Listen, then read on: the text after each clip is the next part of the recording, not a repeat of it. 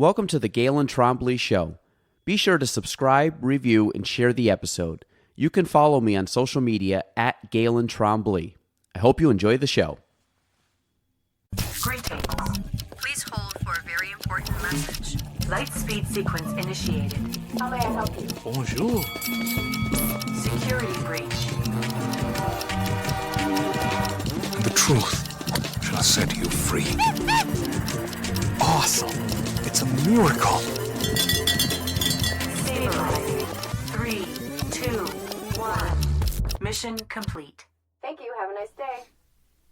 All right, here we go. So welcome, everybody. This is episode 258 of the Galen Trombley Show. My guest today, long time, I think someone wrote this. I was reading it in one of the things, The Legend of Lacey. So maybe you can speak on that. But my guest today is Tom Lacey. I've known of you or known you for many years just through sports and through reffing and, see you out and about a lot more now. And I think I was telling you before, I really am enjoying your reporting on basketball and obviously knowing some other stuff that you're a part of, including the camp and a few things I've never actually knew that you did, which we're going to dive into. But again, guest today, Tom Lacey. For anybody that does not know you, Tom, give us a little rundown. Give us a little background on who you are. How'd you get here? Okay, first of all, who's the one that said Legend of Lacey? Gosh, Is that a thing? I've never heard that. I'm not a legend. No. I feel like this is. I don't want to say it's not like Murphy's Law. What is it like? It's almost like a Chuck Norris story. I feel like someone's going to say John K. Mack. Oh yeah. Does that make sense now? Yep. I'm reading some of your reviews here, and he said the Legend of Lacey. So I don't know if there's more to that, but we'll leave it there. But that's a segue into the. Johnny, I don't know if you know this, but well, first of all, let me talk about myself. And there's not a lot to talk about. I obviously fell in love with basketball. I had a significant traumatic experience when I was 6 years old, which I'm not going to give details about. I was walking home from elementary school, back when we could walk home at 6 years old. And we lived on the right next to the railroad tracks on Margaret Street, which is right across from that car wash, right next to the tracks. So I know when the trains come. And we used to ride that 11 p.m. train all the time, the freight trains, all my buddies. Just hop it? Just hop on it. Except one time it was going too fast and we couldn't get off, and we ended up in Westport, and we had to call our parents, who were not too happy with us, I can tell you that. So that was something else. But that's a little bit, that experience, it definitely made me aware of actually life in general. And then I turned to basketball, and it more or less indirectly saved my life. And also being an altar boy, that indirectly saved my life too. Okay. And, I'm the youngest of 9 kids, so we were probably the poorest family in Plattsburgh. What was so age-wise? You were the youngest. What was your next oldest sibling? She is. I hate to give away my age, but she's 66. She's 60, but she's older than you by a few years. Yeah. Okay. So sorry. Keep going. So the youngest of 9. Yeah. Poor upbringing. Very poor, but great parents. So they just taught us about being honest and caring and giving back to whoever, not making fun of people, and so on. So that's more or less how my upbringing was. Great, like I said, great parents. And so do you find, I mean, when you said growing up, obviously you were 6 at the time. I have a 6-year-old. My oldest is 6. Mm-hmm. So I look at, I'm trying to attribute, obviously I think 6 back then is different than 6 now. Like you said, you're walking home from school and probably a few years more experience. But at 6, did you find that, was it just kind of getting lost in the shuffle of a lot of kids? Did you find that you were just kind of gravitating towards not, it's tough to say as a 6-year-old, because were you like influenced by friends at that age? Not really. I was or just kind of just like, I want to use the term lost, but just like you didn't really have something to really pull you towards. Yeah, I was a little on the naive side. I guess I still am a little naive sometimes.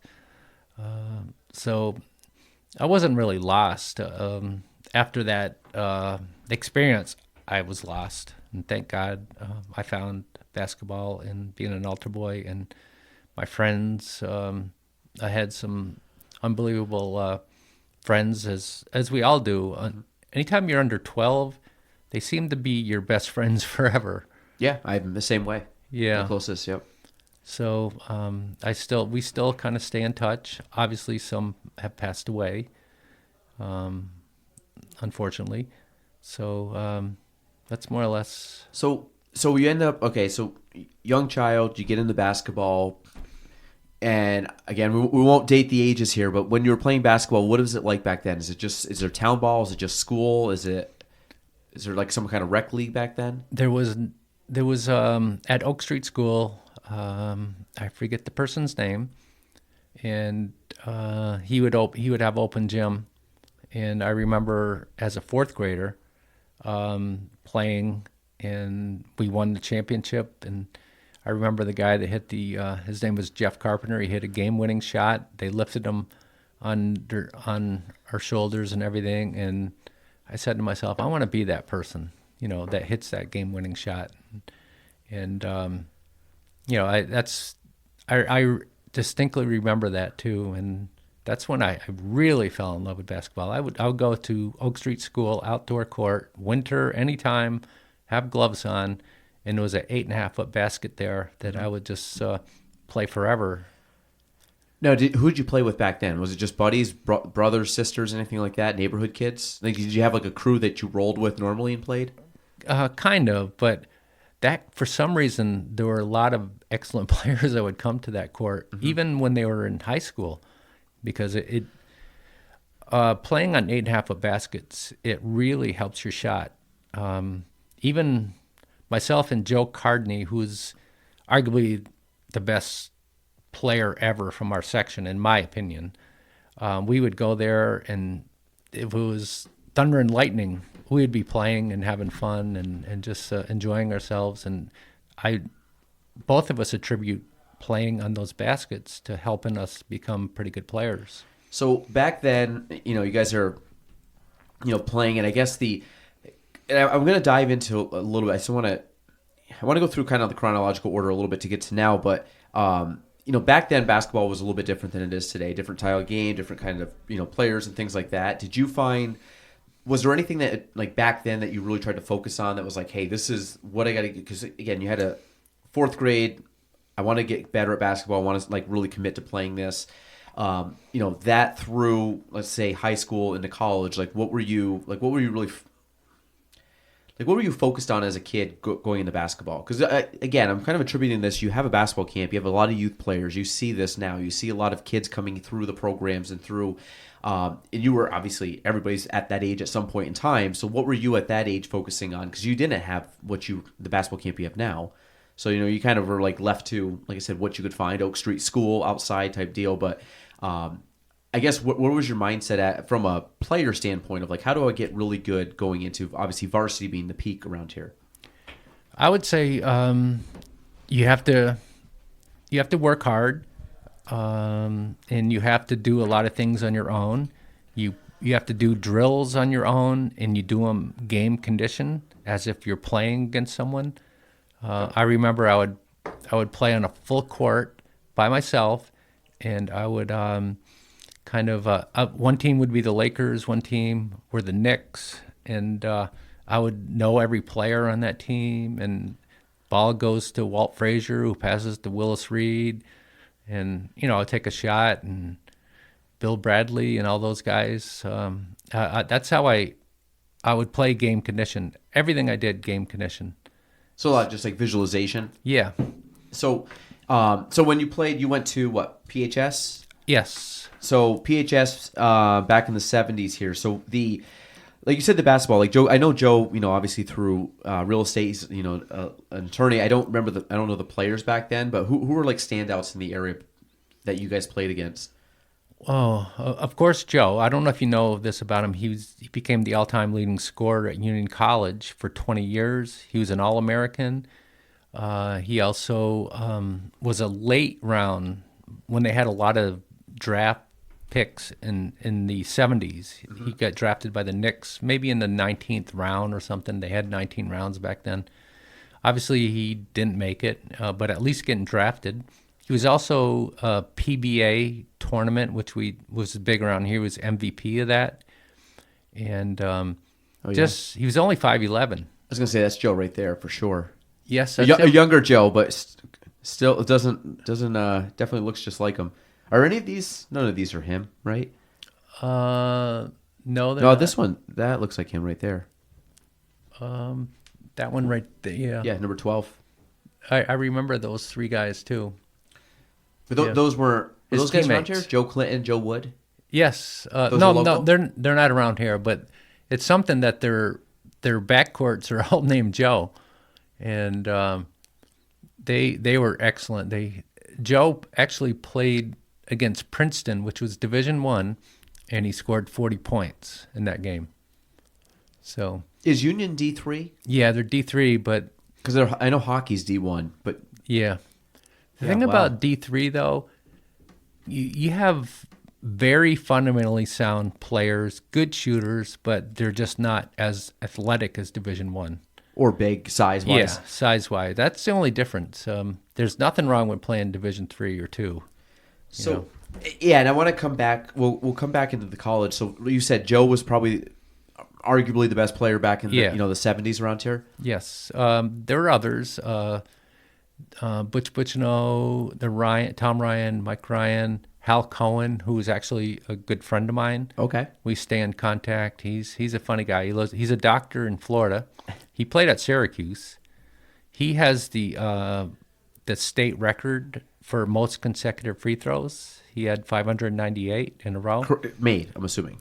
Consecutive Made, free yeah, throws? Okay. consecutive. But it wasn't in the game. He was just shooting around, and people were counting. So I always wanted to try to break that record, and I actually hit 388 in a row. I haven't submitted my name though to that. I actually don't know how. I look it up and it'll say Hal Cohen 598, and then there's a couple guys in the 200. So I would be number 2. So I'm going to look into that and get my name in there. So is shooting always your thing? I Or the thing you focused on? I believe, and I'm not bragging or anything, but I believe winning was my thing. Winning, okay. I like it. I was so competitive. You would not believe how competitive I was. And I don't know. I remember Travis Gorham, a friend of mine, who was one of my coordinators for Adirondack Coast Basketball Camp. I told him that, I said, Travis, I've never missed a game-winning shot. And I really haven't.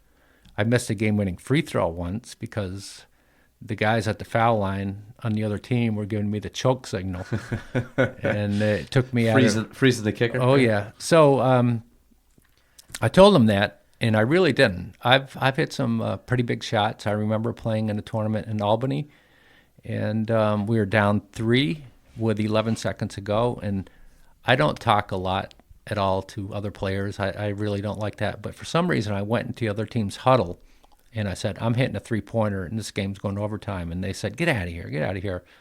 So my teammate said, Lacey, are you going to hit the 3? I said, you get me the ball, and I'm going to hit it. So somehow I got open, and I hit the 3 and also got fouled. So it was a 4-point play to win it. And that's probably the biggest shot I've ever hit in my life. It was kind of lucky because it went off the backboard. Hey, it's all right. Yeah. You'll bake before you shot it? No, I didn't. But I was so happy that went in. And it goes back to that 4th grade game when he lifted, because that happened to me. They lifted me up, and, you know. Did you find that, did you feel like an underdog being the youngest kid? Like, was that something that you had like a chip on your shoulder? Because, you see like these young, like you see a lot of times like the younger players, if they have older siblings, they try to hang with them. Obviously, growing up, I think it's just like a developmental thing. But did you find that you had that? Was there anything that really drove your, competitiveness? 'Cause I know some people I know are crazy competitive, and I know other people that are competitive to an extent. Like, I'm competitive to an extent, and then I'm like, I don't really care. There's not many things that, and then I mean, I always say the most competitive person I've ever met is my wife because she's a nut with Oh, stuff. yeah. But there's like certain people that just have that competitive nature, and Yep. it's not that they're trying to overdo something. It's just like it's something like literally in their brain of like I can't lose, I can't be less than so and so. Did you find that you had that switch? I was never I never had a chip on my shoulder. I really didn't. I think I was quietly competitive. I wouldn't talk a lot. I would just let my actions do the talking, and I really don't know. I think possibly that event that happened to me when I was 6 just helped me through a lot of these things. Really did. Indirectly, it also made me a stronger and better person. And I never had a chip, though. Never. Did you play at all in college? Yes, I did. I went to SUNY Morrisville for 2 years. I gained a lot of weight, by the way, and I went to the tryouts, and they had a full court one-on-one drill, and these guys were going by me. I mean, I just wasn't quick enough to guard them. But the thing you do if on a full court one-on-one drill, and when I coach, I used to tell my players, just sprint back. You don't have to stay with them. Sprint back and meet them there. And I wish I would have known that back then. So I felt embarrassed, and I ended up not trying out after that day anymore. And I regret that, but nothing I can do about it now. And then when I went to Plattsburgh State, I was a junior, and I wanted to play basketball, and they had a JV team, and I was on the JV team, and my coach was John Grotto. He's probably my favorite coach ever because, Ray Holmes also was, but he's the first person that showed confidence in me, that gave me confidence, and I needed that. And I loved John as a coach, and I was the leading scorer in the team, and didn't get brought up to the varsity. Although one year in the alumni game, I was MVP, which maybe can I take that one back? Because my buddies will bust on me for that. That's all right. You got to own it. I think that's. But Yeah. that was. The thing is, I think if at a.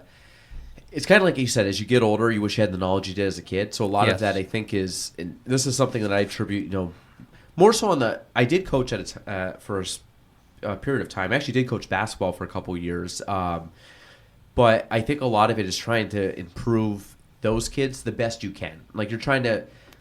They have the athleticism. You're trying to give them the knowledge, and that's what a coach does a lot of the times. And Yes. I try to do it as a parent. I try to do it, whether it's mentor to younger people. Do you find that? Because it seems like from a mindset, you understand the game very well. So like Yes. I said, even if you're like, listen, I probably wasn't the best at A, B, or C physically, the mental side of it, I know you coached, I know you've reffed, I know you've done all these things. Like you understand the game. So the idea then is like, can you translate it to someone else and kind of, teach down a level to the next person in line? Do you find that that's something that you've really tried to fine tune over time of like, hey, I really understand the knowledge. Can I improve these kids who oftentimes have like I said, the athleticism, don't have the mental capacity because they have to learn it. It's like anything else in life. Without a doubt. In my opinion, I think height is overrated. Okay. It doesn't matter how tall you are, although it helps. There's no doubt, and I'm not putting down height at all. But it comes down to heart, really. And I've never touched the rim in my life. I can't jump at all, and I was never quick. But I would outthink my opponents and use Neil Facette's illegal screens and There you Matt go. Barry's illegal screens and get open. You got to just have big friends. That's all you need. Yeah, and they would get me open, and I attribute a lot of my success to those guys for setting good screens. And I was always in good shape, too. I would just outrun people, keep moving. There's ways to beat anyone. And also I developed the fadeaway shot, which is, you don't see a lot of that in our area. Yeah. And you can get a fadeaway off at any time. I want to teach that at my camp, teach a fadeaway, because it's an excellent weapon. Well, I just remember Kobe Bryant. How good. Now, granted, that was when I'm sure if you go back earlier times, there's people that really perfected the fadeaway. But anytime you saw Kobe do it, I mean, it was like clockwork. He'd pull you into the corner, he'd back you in, he'd kind of spin away, and then, like I said, just fade and flip it over. And I know that's become kind of that always seemed like a signature Kobe thing, was the fadeaway jump shot.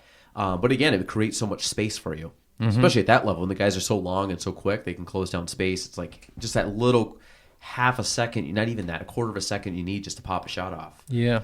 Fadeaway is tough to block. The two best fadeaways were Kobe and Michael Jordan. Yeah. And that's why they're, in my opinion, Michael is number 1, Kobe's 2. Got to go with Larry Bird at 3, Magic at 4, and Kareem at 5. And This is best fadeaways or best players of all best time? players ever. So this is a hot take there, Tom. Oh, I'm sticking with that. I know there's some LeBron people out there. So but Michael, Kobe, and then who was number 3? Larry? Larry Bird, and then Magic and then and Kareem, and I would have to put LeBron at 6. No, it's fine. So let's dive into that real quick. We'll come back to the other stuff. So Okay. From a basketball perspective, if you're looking at those players, what's the criteria that you're looking at? I said it earlier. Heart. Okay. They had so much heart. They hit game-winning shots. They made their teammates better. And actually, Gina, your wife, that's something that she had. She had all those attributes. She would make her teammates better. Great attitude. It's stuff like that. It's really heart more than anything, and heart goes a long way, as you know. So if you, yeah, 'cause, I mean, now granted, I'm going to say the MJ, LeBron, Kobe, more my era of when I was following it more. So the thing with Larry, the thing with Magic, the thing with Kareem, and again, going through all those guys, Bill Russell, you got, they were all before my time, and you hear more of like the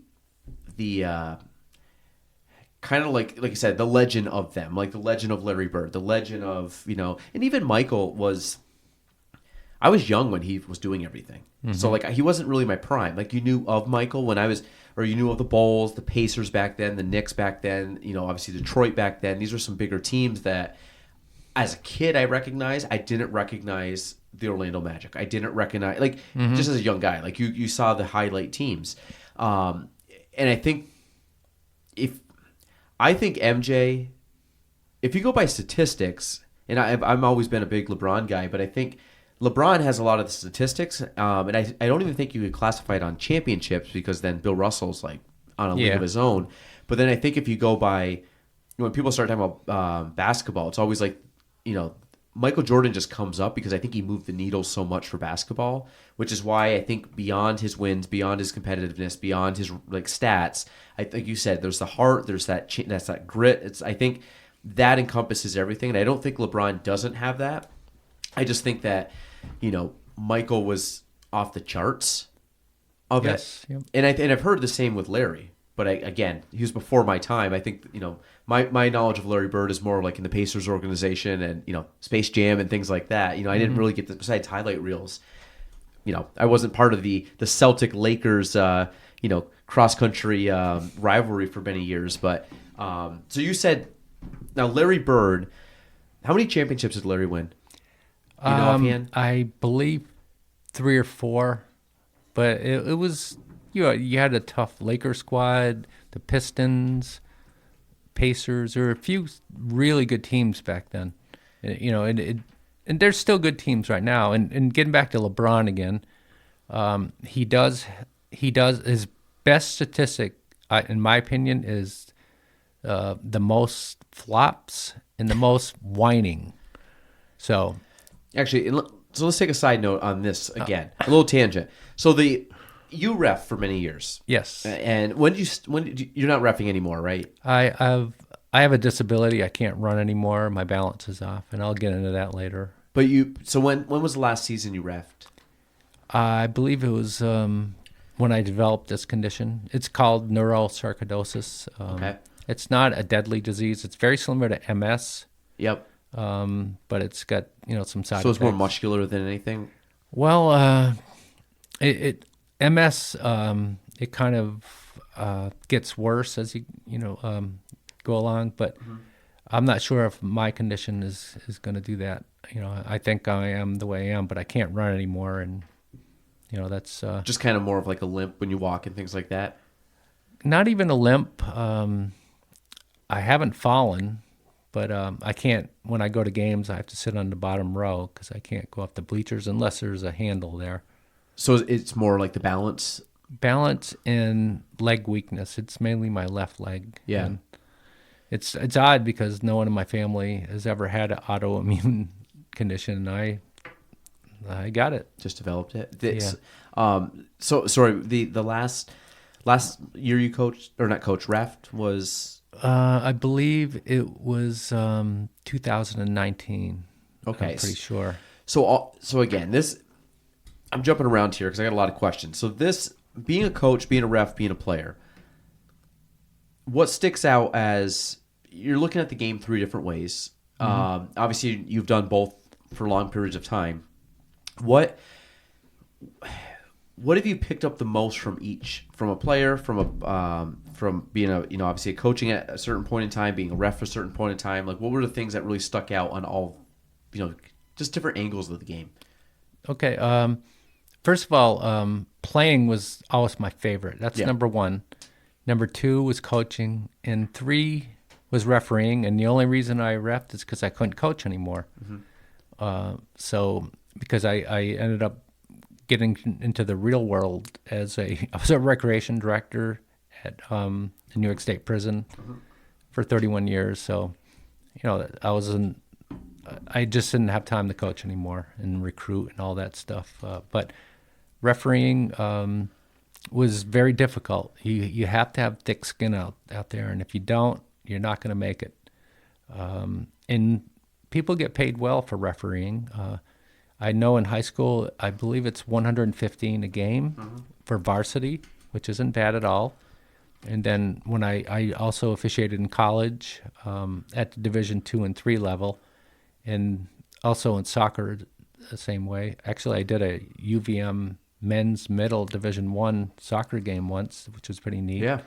I never played soccer. I was so nervous. You would not believe how nervous I was. I was going to say, at D1 level, they're so quick. Yes. Just the game is so much faster than D3. Yes. I thought I did a pretty good job, but very nervous. Yeah. So getting back to that, so I made per game $250 for refereeing the college games. Average. It depends what the conference is. But I could tell you that at Big Ten pays the highest for its Division I, Big Ten, and you would not believe how much they get per game. They get $4,000 a game. This is basketball refs? Basketball referee, Okay. men's. I'm not sure what women get, maybe similar, but $4,000 a game. But that I kind of wanted to do that, but you have to know people, politics, and also they can have that life because they're living hotel to hotel, city to city. They do games every day. A lot of them, unfortunately, go to the bar and indulge too much there. They don't get to see their kids play because they're on the road all the time. In fact, one of the top referees, his name was Mike Kitts, never saw his son play in high school. Yeah. Which that's not a good trade-off. You have to be there for your kids. Yeah. So, no, I agree, and that's why I stopped coaching. I mean, I coached I did soccer for many years, and I did basketball for a few years. And the same thing, I stopped coaching basketball, then I stopped coaching soccer. Just it was time, and I would love it if I could coach right now. I would. I loved coaching. It was so much fun. It was very rewarding. It was tough. It was long. Like you said, you definitely don't do it for the money because you get paid next to nothing. So, but Yes. it is. It's still fun, and it's still fun to see the kids. And I think kind of was going, or the original question, like as a player, you understand a portion of the game, depending on the position that you play. And then when you become a coach, you have to understand the whole game. You have to understand the strategy, but you also have to understand who's playing what position, how all the plays work. And I remember that was the biggest thing that changed. I was always probably similar to you. I was not the most athletic kid. I'm short. I am not the quickest kid. I wasn't the strongest kid. But I could think my way around stuff. I feel I also went to Shazy, so like you made the team no matter what, but it didn't mean you necessarily had to play in every sport. And I, was lucky enough to play on some good teams, both in soccer and 1 year of basketball. We had a really good team, and I just remember you just knew your position and you knew your role. And then when you became a coach, it was like, okay, I need to know in basketball sense. I need to know point guard. I need to know the forwards and the centers, and then you had to understand kind of the strategy of the game, and whether it be timeouts or whether it be different plays or whatever, and that was always something that I really enjoyed, kind of more of like a little 30,000-foot view of the game versus kind of being like on the court. You kind of could, a lot of times I'll sit there and think and kind of almost like come out and just, it's like a mental thing I do. And I do this in work, but I do it for sports too. I would almost like pretend I was outside my body looking down at myself coaching at times. And it kind of put things in perspective. Not necessarily during the game, but this was like when you're trying to almost like replay a game in your head of like what could have been better, what could I have improved on. And I think that the knowledge that I gained from basketball or sort of coaching in general, soccer or basketball, made me a better speaker, made me a better I guess you could say leader in a sense, but it made me understand the game better, made me understand how to connect it to people, because not everybody can. You could tell, and this as a coach, like you could tell 5 kids one thing, it's going to resonate with one of them. If you change around a little bit, it resonate with 2 other ones. It's just how you approach it and how you talk to kids. And every kid's different to an extent. They have, they're all different mannerisms and different ways of learning and different ways of, whether it's, listening to you or pushing back, or some kids work their tail off. You have some kids that are just lazy. You have the whole gambit, but you had you're a team, so you got to try to bring everybody together. Mm-hmm. It's a very difficult. Coaching is, leadership's tough, and to coach people, I find, is very tough too, because you have to get everybody on the same page. Because it's like you're only as good as the sum of your parts. Like you're not, without a doubt. Yep. So, but back to when you went to be a coach and when you went to be a ref, like how did those expand the knowledge of your game or understanding of the sport? Well, being a coach is so rewarding. The one thing that I did as different than a lot of others, I believed in positive reinforcement. Mm-hmm. Throw in a couple negatives every once in a while. I'd throw some people out of practice, but the next day, except for Neil Facette, though, when I threw him out of practice. You coach Neil? Yeah, I was his high school coach. I was only 23 years old when I got that job, and I kicked him out of practice because he was fooling around, and so we only had 8 players. So we needed everyone out there. Yeah. So I said, someone go get that guy. He was in the shower, lathering up, not a care in the world, ready to go home because he, early dinner. Yeah. Oh yeah, and he came back and. I almost threw him out again but he was MVP of the league, so he was. And this was at which St. John's Academy. St. John's, okay. Yeah, and now he's one of my best friends now. Yeah. So it kind of evolved. Does Neil still play basketball? No, okay. No. Well, we've all had to leave it alone. But as far as a coach, though, I would listen to my players like. During a timeout, I would say, what do you think? Mm-hmm. Get their input. Doesn't mean you have to go with it, but just say, what do you think? And they would offer whatever. I wouldn't have to select that, but that's one thing. And I believed in second chances and even sometimes third chances. People have a tough life, mm-hmm. and they make some mistakes, and they grew up in a very tough environment, a lot of the players that I coached, and so that's how I became a coach, because I really cared about the kids and wanted to teach them. And so, from a coaching standpoint, like what was your? I guess because you coach varsity, so obviously varsity is a little different than if you're in the lower levels developing players going up. Yes. So when you were coaching, was it all about do you win? Was it all about, or was it trying to build a program for the future? Like what was kind of your main thing going into coaching? And again, I'll speak a little bit. I coached only JV sports. I never coached varsity. Mm-hmm. I would like to have won every game. Realistically, I was trying to, especially with soccer, I was trying to develop them for what I knew Rob was going to do in varsity. I played through the system. I knew I knew the players that were going to play in varsity. You knew the kids that were probably not going to be starters or play significant minutes. So you really had to try to push kids certain ways and try to develop certain things for certain players and try to teach them at a little bit higher level so they could fit into the system at the varsity level. And I knew that going in. So I'm like, you can take a loss, but if they can learn a lesson or they can learn something that's, because JV sports was meaningless besides the kids on the team and maybe the parents. Like, nobody cares really at the end of the day what your record is. We had some good teams, but it was always the main goal was to prepare them for the next level. And I try to do the same thing with basketball. Teach them what I know, but teach them how to play at an advanced level, knowing that they have to take a step up, in the next year or two. So for you, what was your mindset from a coaching perspective for these players? Well, obviously winning is important, but you learn a lot from losing too. You learn a lot about life. Winning, losing, you can identify a lot of things that you do on the court and bring them into your life. And at Clinton, when I was hired, I had no time to recruit at all. So a guy that didn't even make his high school team, he bowled in high school. He made my team. Okay. We struggled. We were 3-25. I don't even know how we won the 3 games. And we only had 6 guys. And I remember Jerry Welch, the coach at Potsdam State. He's legendary. He's going to be in the Hall of Fame. He asked me one day, because I used to work his camp, and he said, Tom, how do you practice with just 6 players? And I say, well, Coach, I put cones out there, and sometimes we don't even score in the cones.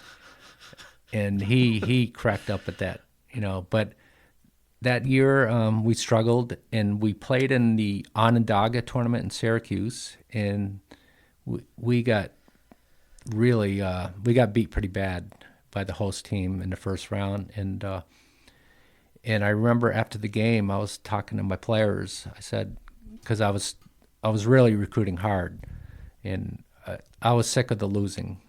3-25 is tough. So we played in that tournament, and after the game, I said, guys, don't worry. I've been recruiting. We're going to have a much better team next year. And I remember Mike Boris, my team captain, he's from Ellenberg. He said to me, Coach, worry about us right now. Don't worry about next year. And he was so right. I should have been concentrating on them rather than the following year. Mm-hmm. But at any rate, he was right. And the next year, I recruited really hard. I actually had 10 local kids on my team. Well, anywhere, maybe 8 to 10. Very good players, too. And I also mixed it in with a great player from Hempstead who became an All-American at Potsdam. His name was Denfield James. He's still the all-time leading scorer at Clinton.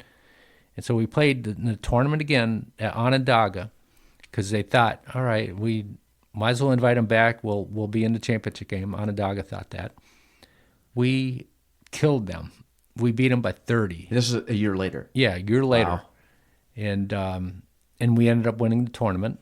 We played Casanova in the championship game, and we beat them. And I remember Jim Boeheim, the coach at Syracuse. Mm-hmm. I used to work his camp. And I asked him, can we come to your practice, while we're in Syracuse, in between games? And he said, sure. So we went to the practice, and we had a pretty big team. And, we looked like a college team, a Division I team because we were so big. We had a 6'10" guy and 6'6", 6'5". And so we go into the practice, and they were playing Eastern Kentucky the next day. So the players thought we were Eastern Kentucky, all the players. And Derek Coleman, I'm not sure if you heard of him, but he would dunk so hard and then stare at my 6'10" guy watching in the stands. And it was pretty funny, So that was pretty neat. I'll never forget that poor guy, his name was Sam Huckabee and from Dannemora. And it was something else. Was this at the Dome, or did they practice somewhere else? It was at the Dome. Yeah. Yes. So that was pretty wild. Yeah. I'll never forget that. So coaching, again, was number 2 for me. And I've always enjoyed it, and that's why I translate it to my basketball camp, because I miss coaching so much. So between the two, so I want to talk about reffing a little bit. So how you ref for 30 years. I was gonna say 25, 30. Okay. Yep. I saw that. So the 30, and you did soccer, you did basketball. Obviously, I'm assuming you preferred basketball of the two. Not necessarily. No? Okay. No. So even soccer though was good? Yeah, soccer was outstanding. I loved it. Yeah. And I never played soccer because we didn't have soccer in high school at Plattsburgh High School then. But I remember doing college games, and my buddy Tom Curl, who was a head coach at the basketball coach, he would bust on me so bad. You didn't even play soccer. How could you be out in the middle? He'd yell it out and then try to embarrass me on purpose. He knew. So if the ball would come to me, whatever, where it was a dead ball, he'd go, "Lace, kick it back to the goalie." And he knew I would probably kick it to the left or right. Yeah. And he was just messing with me. So, but I enjoyed I enjoyed officiating, maybe soccer more than basketball.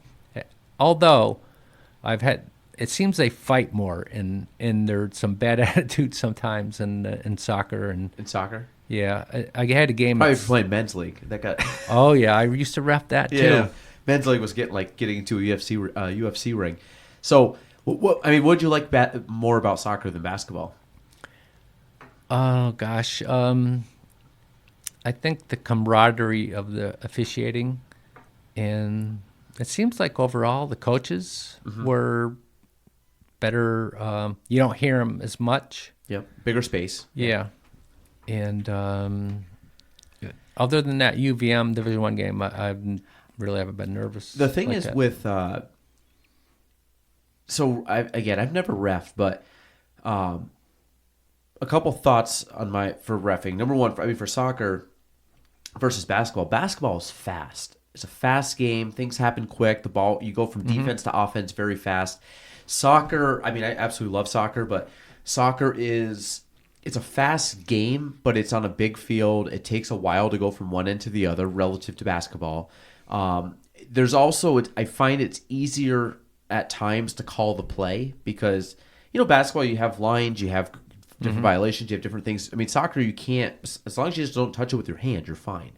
And basketball, there's moving picks and screens and all these things and it being in the paint. And you have all these extra rules. So I find that soccer is so simplistic. But and this is, as a playing, that's why the strategy of soccer sometimes can be difficult because it's such a simplistic game that you really have to be creative with how you strategize. And they've gotten to the point now where you kind of know what to do, but there's not a whole lot. It's like, here's a ball and, here's a couple basic rules and just get the ball in the net.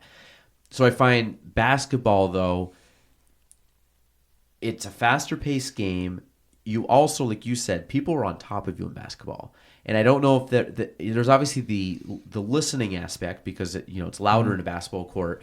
But I also feel there's got to be some social pressure of people breathing down your neck. The coach is typically right there barking in your ear while you're just reffing. He's literally standing right next to you. Yes. You don't have that in soccer. Very rarely do you have it in soccer. You're right. And I also find that the crowd, it's easier to hear the crowd. There's a lot more dead time in basketball because you have foul shots, you have subs, you have Yes. you have the timeouts.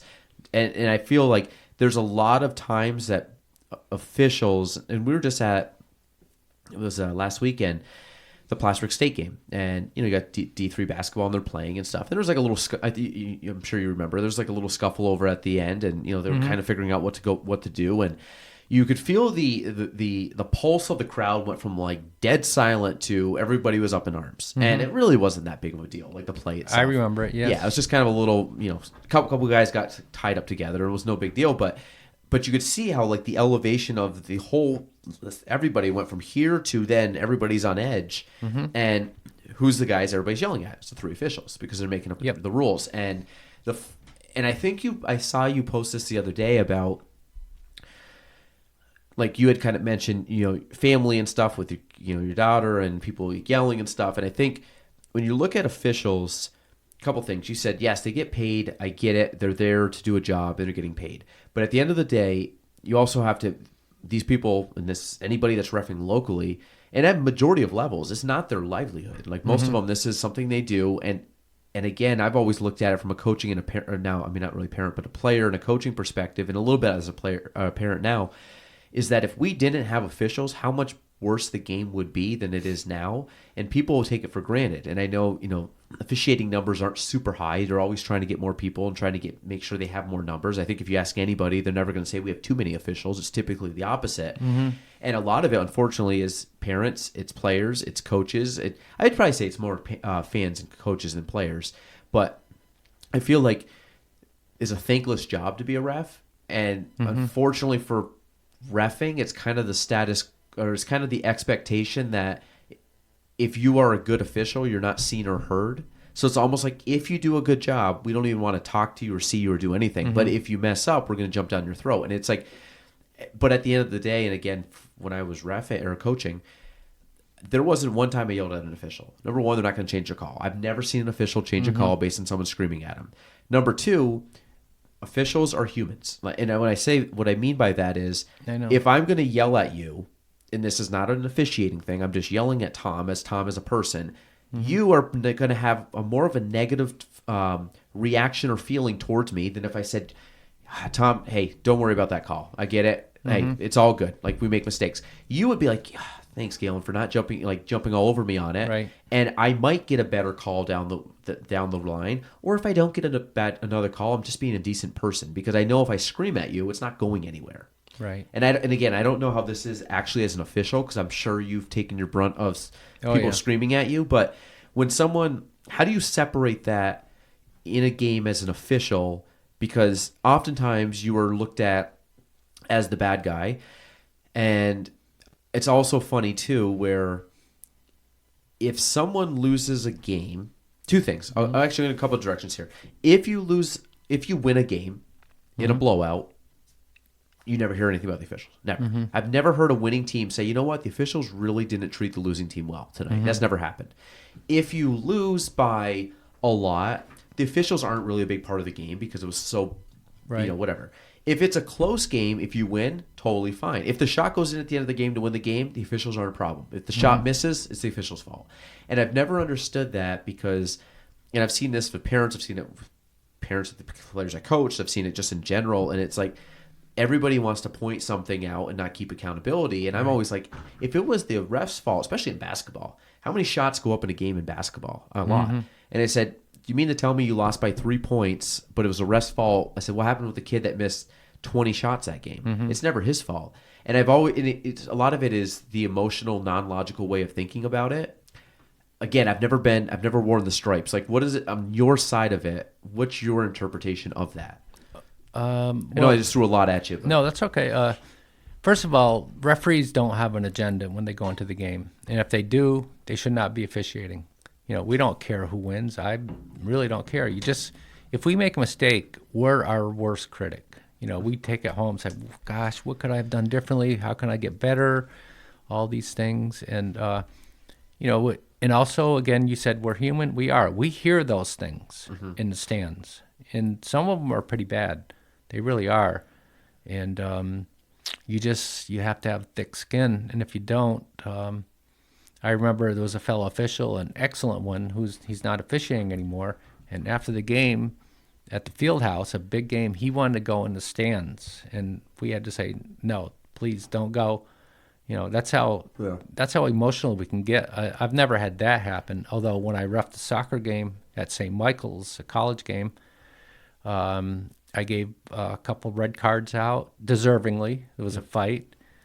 And after the game in soccer, you have to dress at your car, take your shirt off, whatever. And I remember that a guy from England on the other team, I think it was St. Anselm's, he said, I wish, he yells at him, and he's with his teammates. He goes, I wish your mother were blankety blank dead. To you? He said that, and my mother had passed away. I did everything in my power not to bite your tongue, respond, and I just ignored him. But we can't handle everything. Yeah. And there was an instance this past last summer where an official had a heart attack and died, because the parents came. It was only in like a 5th or 6th grade game too. Just stress. Is he There was stressful? Like yeah, there was a little anxious? fight, and that probably, not definitely caused the heart attack, and the guy died, and stuff like that.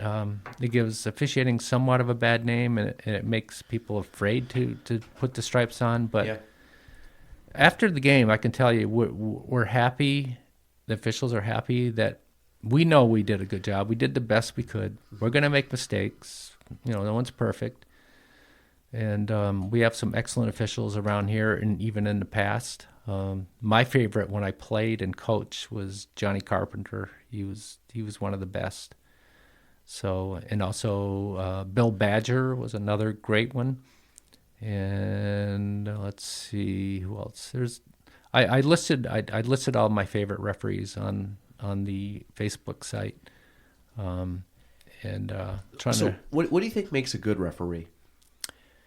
Well, being dedicated, knowing the rules, having thick skin, not gossiping talking bad about other officials, just getting out there, staying in shape. It's just those are the main things. Knowing personnel. I remember officiating at the field house in a championship game, and the Plattsburgh guard was bringing the ball up court, and I'm talking with him, like as a coach. I said, you got to go to the left more. and I said that to him, and I probably shouldn't have, but that was my coaching coming out of me, and he even talks about that to this day. Well, I was going to say so I'm trying to go find that site. Oh yeah, there's Joe right there. Yeah. All cleaned up. I'm looking for. Oh, yeah, I know Nikki too. Yeah, I'm trying to go back to because I think I did see that about the coaches, but yeah. So how often do you talk to players on the court? Like, what's that like for you being from an officiating standpoint? Do a lot of players talk to you on the court? Do you get like back and forth? Is it pretty much they just try to avoid you? Well, for the most part, I was a little different. Being a former coach and player, I could understand what they're going through. And it just I enjoyed it, and they liked the fact that I talked with them. I don't think the coaches would like it, unless they snitched on me. But I just did. That was my coaching. And usually I remember playing and officials would say stuff, but it's not like it was always just like easygoing stuff, or like, hey, how's the season going? Like, hey, good play back there. Hear a couple things like that, or you even have some that are just like, hey, like thanks for not losing your cool kind of thing. Because you see that sometimes on fouls where the kid, I think, and like I said, it's just kind of positive reinforcement of what you would like to see. And it's like, hey, play hard, and you do all the stuff. Just there's a level difference between hard and chippy, and it's yes, and I think like you said, there's a different mindset of like when someone's really trying to play. You can see this. I mean, it's when someone's trying to do something they shouldn't be doing versus someone's just playing hard. And and it's you can tell by body language. You can tell by just a lot of factors, and you just get a feel for like that player.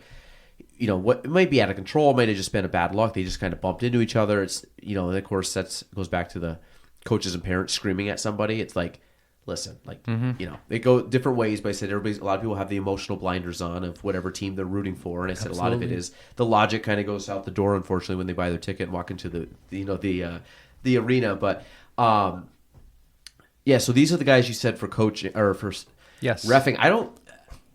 These are all. I mean, I know Don. I'm trying to think. The only one up there that I would remember might be Steve Chris, because he was kind of on the younger end. Most of these guys, I want to say Steve Stahl. That name sounds familiar. Yeah, I have him at number 16. How old's Steve? He's about my age. He's excellent. Okay, so really I was going to say that name sticks out, but these are more, I would say, probably mostly retired at this point or past refs. Let's see. There are just two that are still. Mike Roberts is active. He's excellent. He's underappreciated in my opinion. Mike Roberts, okay. He should go to the States one year, and he hasn't gone. and I think he should go.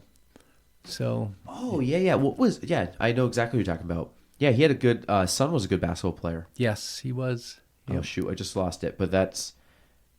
Yes, no, I do remember Mike. Yep, he was.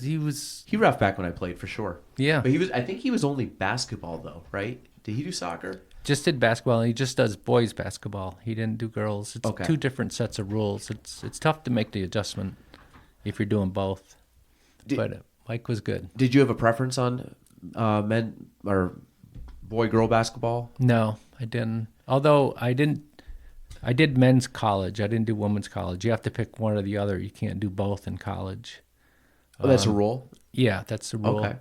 And I admire anyone that officiates at a higher level, and I give everyone their props if they want to make it. Being on the road, though, even as a Division III referee, sometimes, although I never missed any of my daughter's events, never missed anything. What well, when it comes to like reffing, when you look at like D3 refs, where are they mostly out of? Are they New York State guys, like New England guys? I've officiated with a lot of excellent Vermont referees. They're still, a lot of them are still doing it. They're friends. They'll be friends for life. I ref with a lot of the Albany guys. We have really, really good local referees. And in fact, the three guys that were on that game that we were talking about at Plattsburgh State, Yeah. I worked with all three of them, even though they're younger than me. But Yeah, they all look pretty young. But where are those guys out of? they're all out of Albany. Okay, Yes. so that's common. No, when they travel up, do those three typically ref together all the time?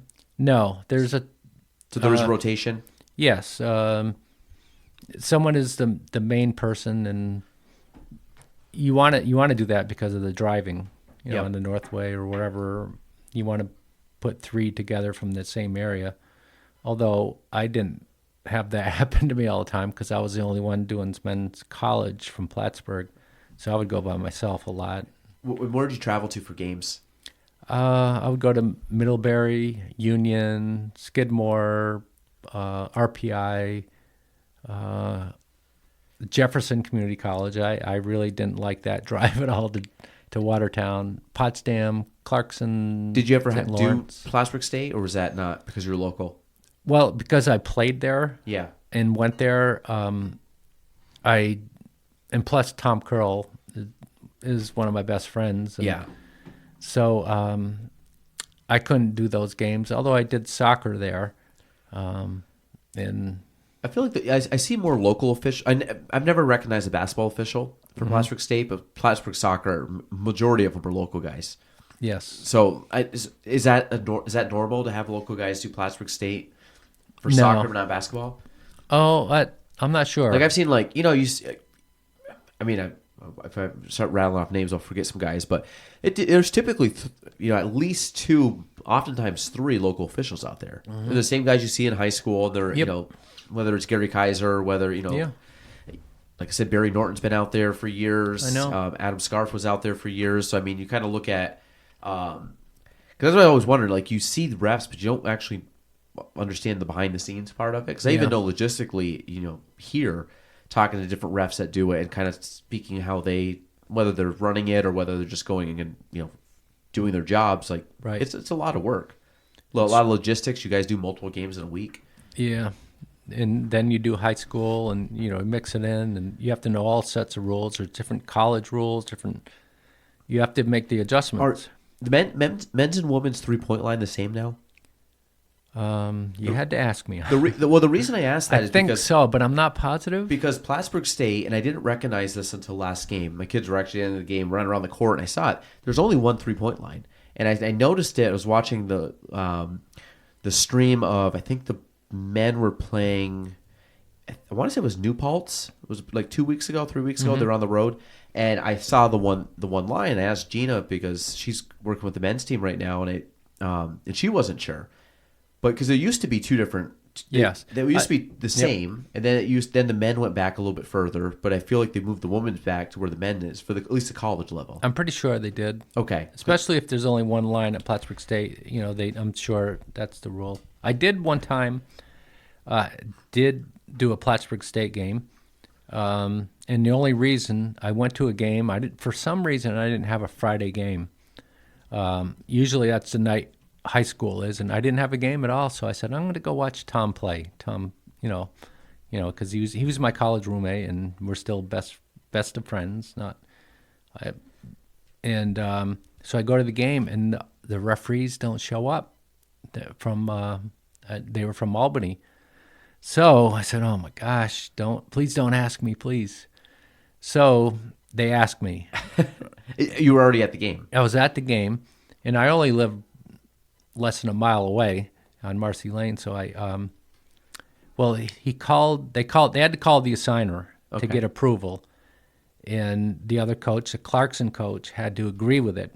And because he knew Tom and I were really good friends. And at any rate, the assigner approved it, and he said, just pick 2 from the women's game and work with them. And I said, all right, and I was nervous because, as you know, Tom is tough. He was tough on referees. He really was. So they had never, ever lost to Clarkson. He had never lost to Clarkson, Tom. And he's at home, and I'm saying, oh, it shouldn't be a big deal. Comes down to the very last possession, and thank goodness I was the trail official where I didn't have to make a big call. And Tom, What year was this? Oh gosh, it was probably 2006, maybe. So it was prime time Placer State basketball. Yeah, and I didn't. And Tom loses to Clarkson. That's the only time he ever lost, and I was the one that officiated. But he never said anything to me the whole game. We kid about it now. Yeah. So that was pretty neat. What I guess for being a coach or being a ref, like what? Because you hear coaches like jawing at the officials. Like, do you think there's a place for that in sports? Do you think it's beneficial in any way? As long as they don't get personal, that's okay. You see some people are kind of animated. Yeah.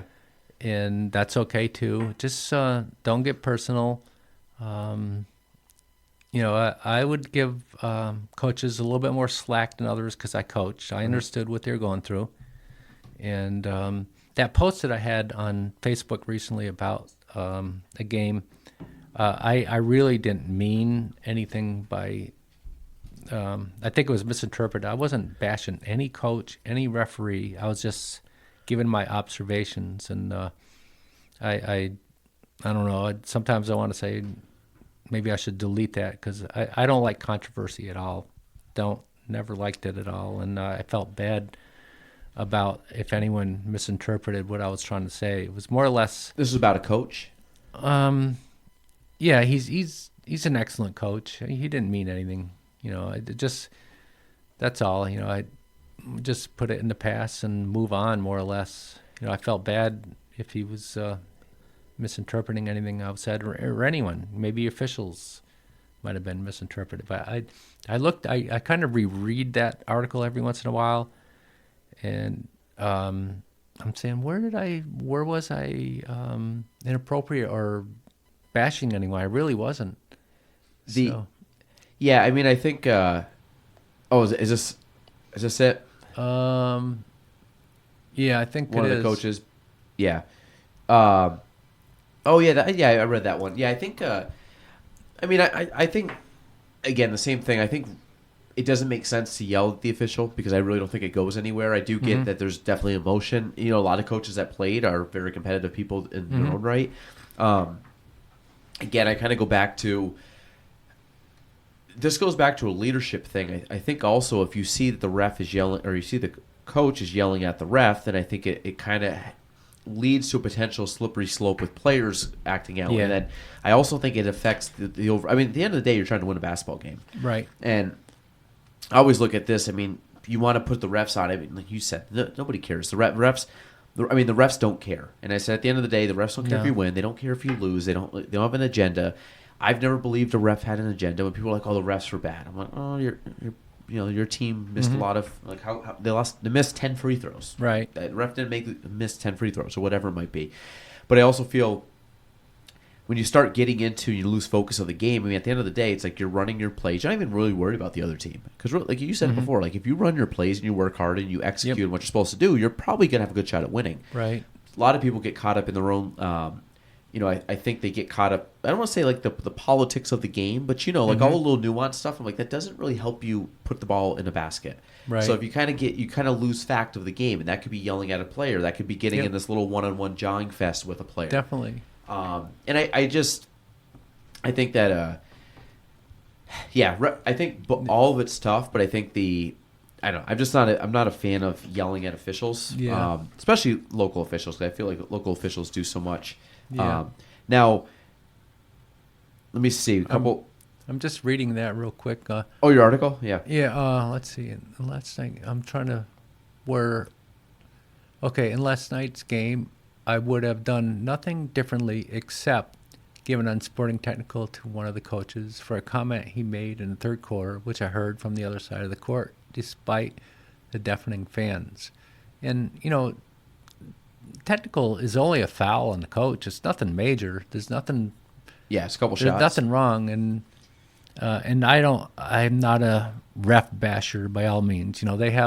Everyone has their own point of giving a technical, and maybe theirs were large, and I didn't mean anything by any of that, honestly. And yeah, I think in life though, it's like, if you try to appease, what is it, the quickest way, like something like if you can't please everybody, it's like the quickest way not to please everybody is trying to please everybody. It's like you just do your own thing. So I think a lot of it though, it's kind of like anything else. The majority of people have a very normal opinion, and it's the outliers that kind of start the little fight. And you see a lot now with like politics and things in life. And like I said, majority of people get along. Like really, at the end of the day, I even said, "Please don't take that the wrong way." See where it says that? Please don't take that the wrong way. I was gonna say, then you're in the clear, Tom. You're good. So, a couple quick things want to. Let's talk about the basketball camp first. Okay. I want to make sure we have some time to talk about that. Okay. So give us a little rundown. What is it? How does it start? Well, who goes? What's it for? I mean, I've read a couple articles on it. There's a lot to it. Yeah, in a very good way. 6 years ago, I was just thinking, and I told my friends that I want to do a free basketball camp, and they all said no, that you can't do a free basketball camp, and you're not going to have people to go, and so I talked with them, but I did it anyway. Our first camp was at the old base gym. It wasn't run by the YMCA back then, and it was run by Plattsburgh City Recreation, and we ran it there, and we had 58 total kids, which isn't bad for the first year. And this was what year? 2016, I think. Okay. And Neil Fassett and Shane Parliament from Plattsburgh Paving, they both were big sponsors back then. It's all we gave back then was the shirts, and we didn't have to pay for insurance or the gym time, and so that's why everything worked out, and it continued to grow from there. And like I said, I grew up so poor, couldn't afford sneakers, couldn't afford to go to camp. That's why I do it, really. That's the bottom line. And I feel so bad. And even it was asked, someone said, Tom, that all the kids that go to that are not poor financially. And my response to that was, maybe they're poor in other ways. Maybe they don't have the confidence that some people would have. And also the parents, they pay for so many things. Their AAU and hotels and so many things. They need a break too. So why not do something free for them, for the community? And that's why really that's where it started from, and it's just taken off from there. This year we're going to give sneakers to every single camper. Okay. And they can get whatever color they want. And my sponsor for that, I know some people might say, I don't like that company, but I'm going to say it right now. I don't care. It's Temu. They're giving me $10 per sneaker. Okay. Which is amazing. So we're going to have 400 400 campers because I have to cap it because we had too many kids last year, and that's $4,000. No, $4,000 for sneakers. That's not bad at all. Yeah. And through fundraising, it's going to happen. The sneakers are amazing from this company. They have everything you can ask for. They might not be the best for playing basketball in, but that's these lime green ones I have on right now are from that company. And every single sneaker company, they make their sneakers in Asia.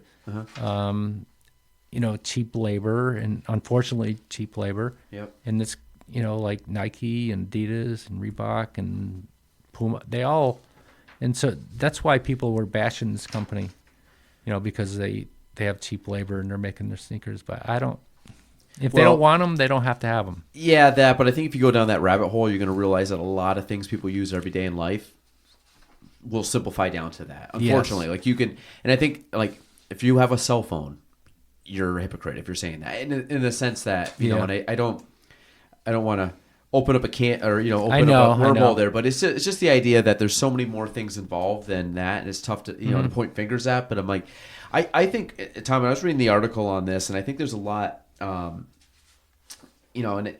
think this was something that started out small, like anything. You put time into it, you nurture into something bigger, and I think the last couple of years, I think it's really made a splash. I think obviously with the amount of campers, I do think with the publicity, I do know you are very active with getting knowledge. I'm going to say knowledgeable people because I don't want to say famous people, but you have brought in some bigger names. You have brought in some very good local knowledge base of people. I think the big thing though, when I was reading through this, and I'm going to just read this verbatim because I think this is kind of a cool thing, and I think this is the thing that really stuck out to me.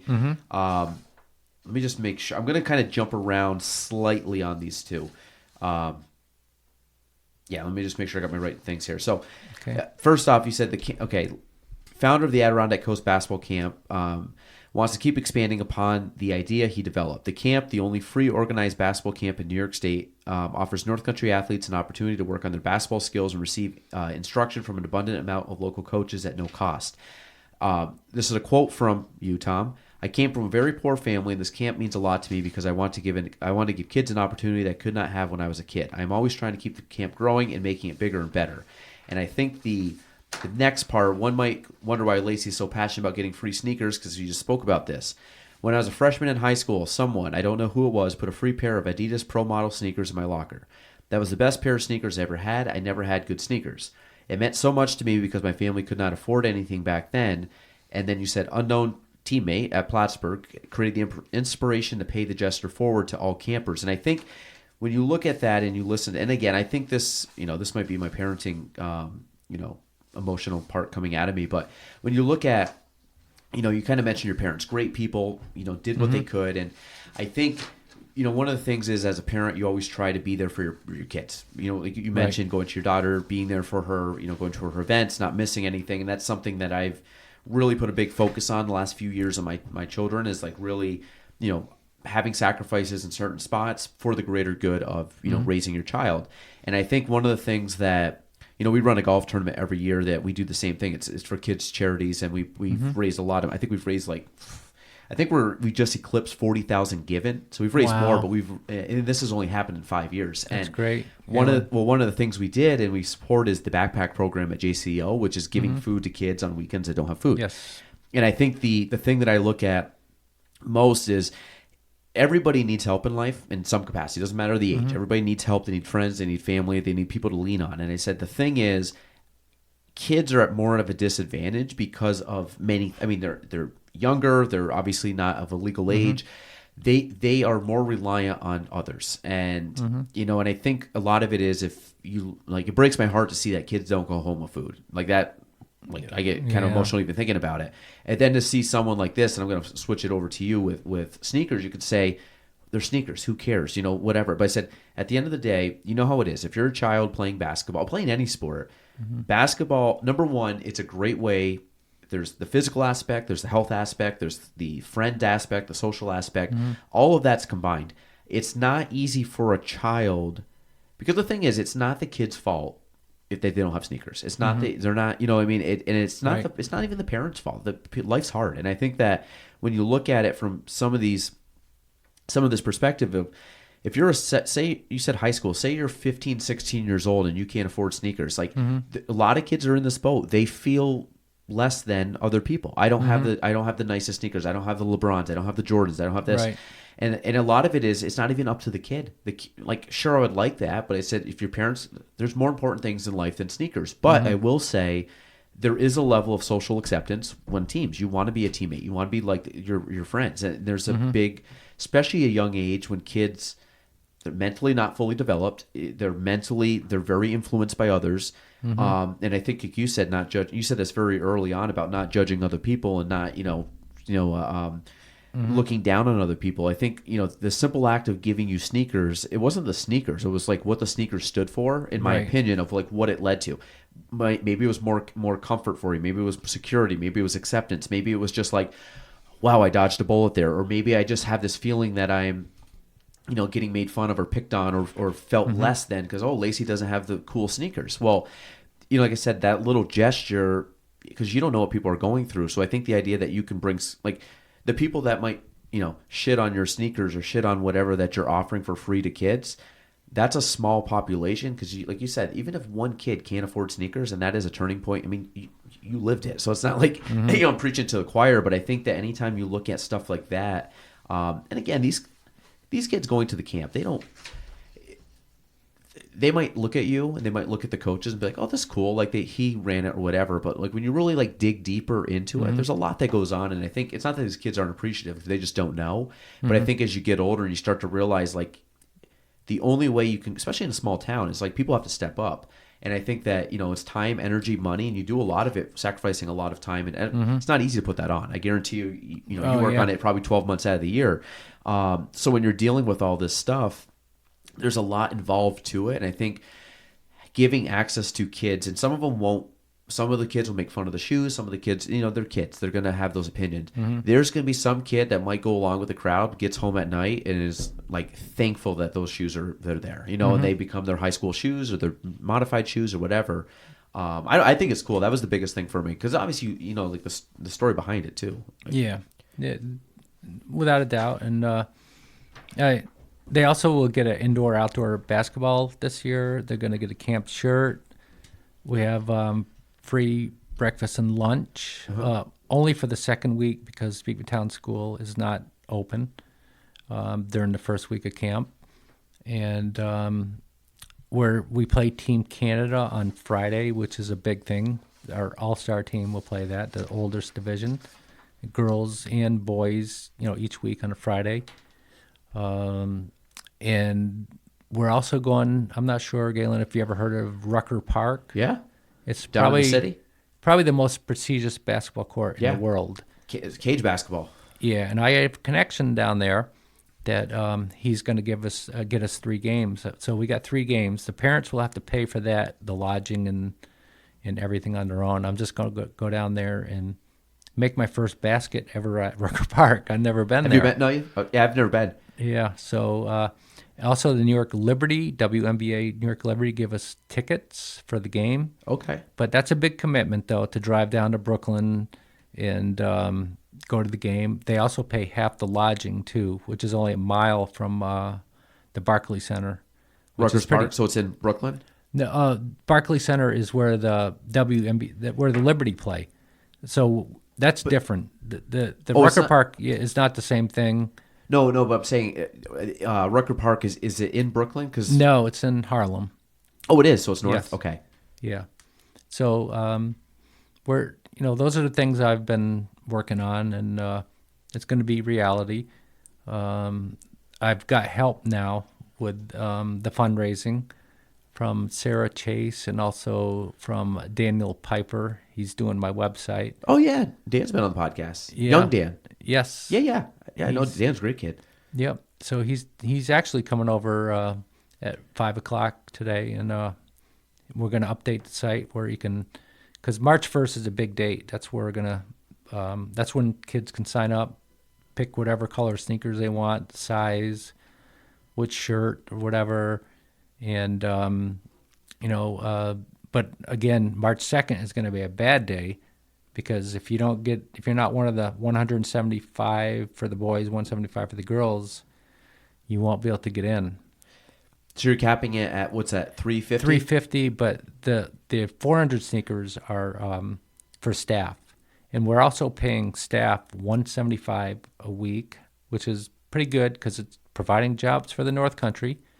It'll be high school Younger child or kids that played basketball, that are knowledgeable, and also college players too, like people like Courtney McCarthy and Peyton Kuchar. They all play in college, Yep. and Travis, who played in college. And guest speakers, one person is a guy named Butch Lee. He's going to come and speak. He played. He won a national championship at Marquette in the, I believe it was in the 70s. He's the first. Oh yeah, right here. Yes, first Puerto Rican former basketball player. First Hispanic person to ever play in the NBA. He won an NBA championship too, with Magic Johnson. He was on the Lakers. He played in the Olympics. That's pretty cool. So Yeah. So you have a speaker every day. Yes. So and now the camp, excuse me, Tom. The camp runs how many total weeks? Is it the 2 weeks? 2 weeks. Yes. So you have 10 different speakers lined up. Even more than that. Sometimes I'll have an afternoon speaker because a lot of people enjoy speaking to the kids. So just for people, like, give us some rundowns of some past people you've had.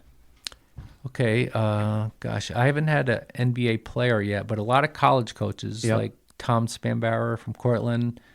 I'm trying to get Tobin Anderson, who's the head coach at Iona. I used to ref his games. He's the guy that beat. Oh, wait. No, I'm thinking of someone else. Tobin Anderson? Yeah, No. he's a head coach at Iona right now. Also, the UVM coach has said he wants to come this year and speak. Tom Brennan. Oh yeah, he's gonna come. Corman the coach. Corman the coach. I just hope he doesn't use any foul language.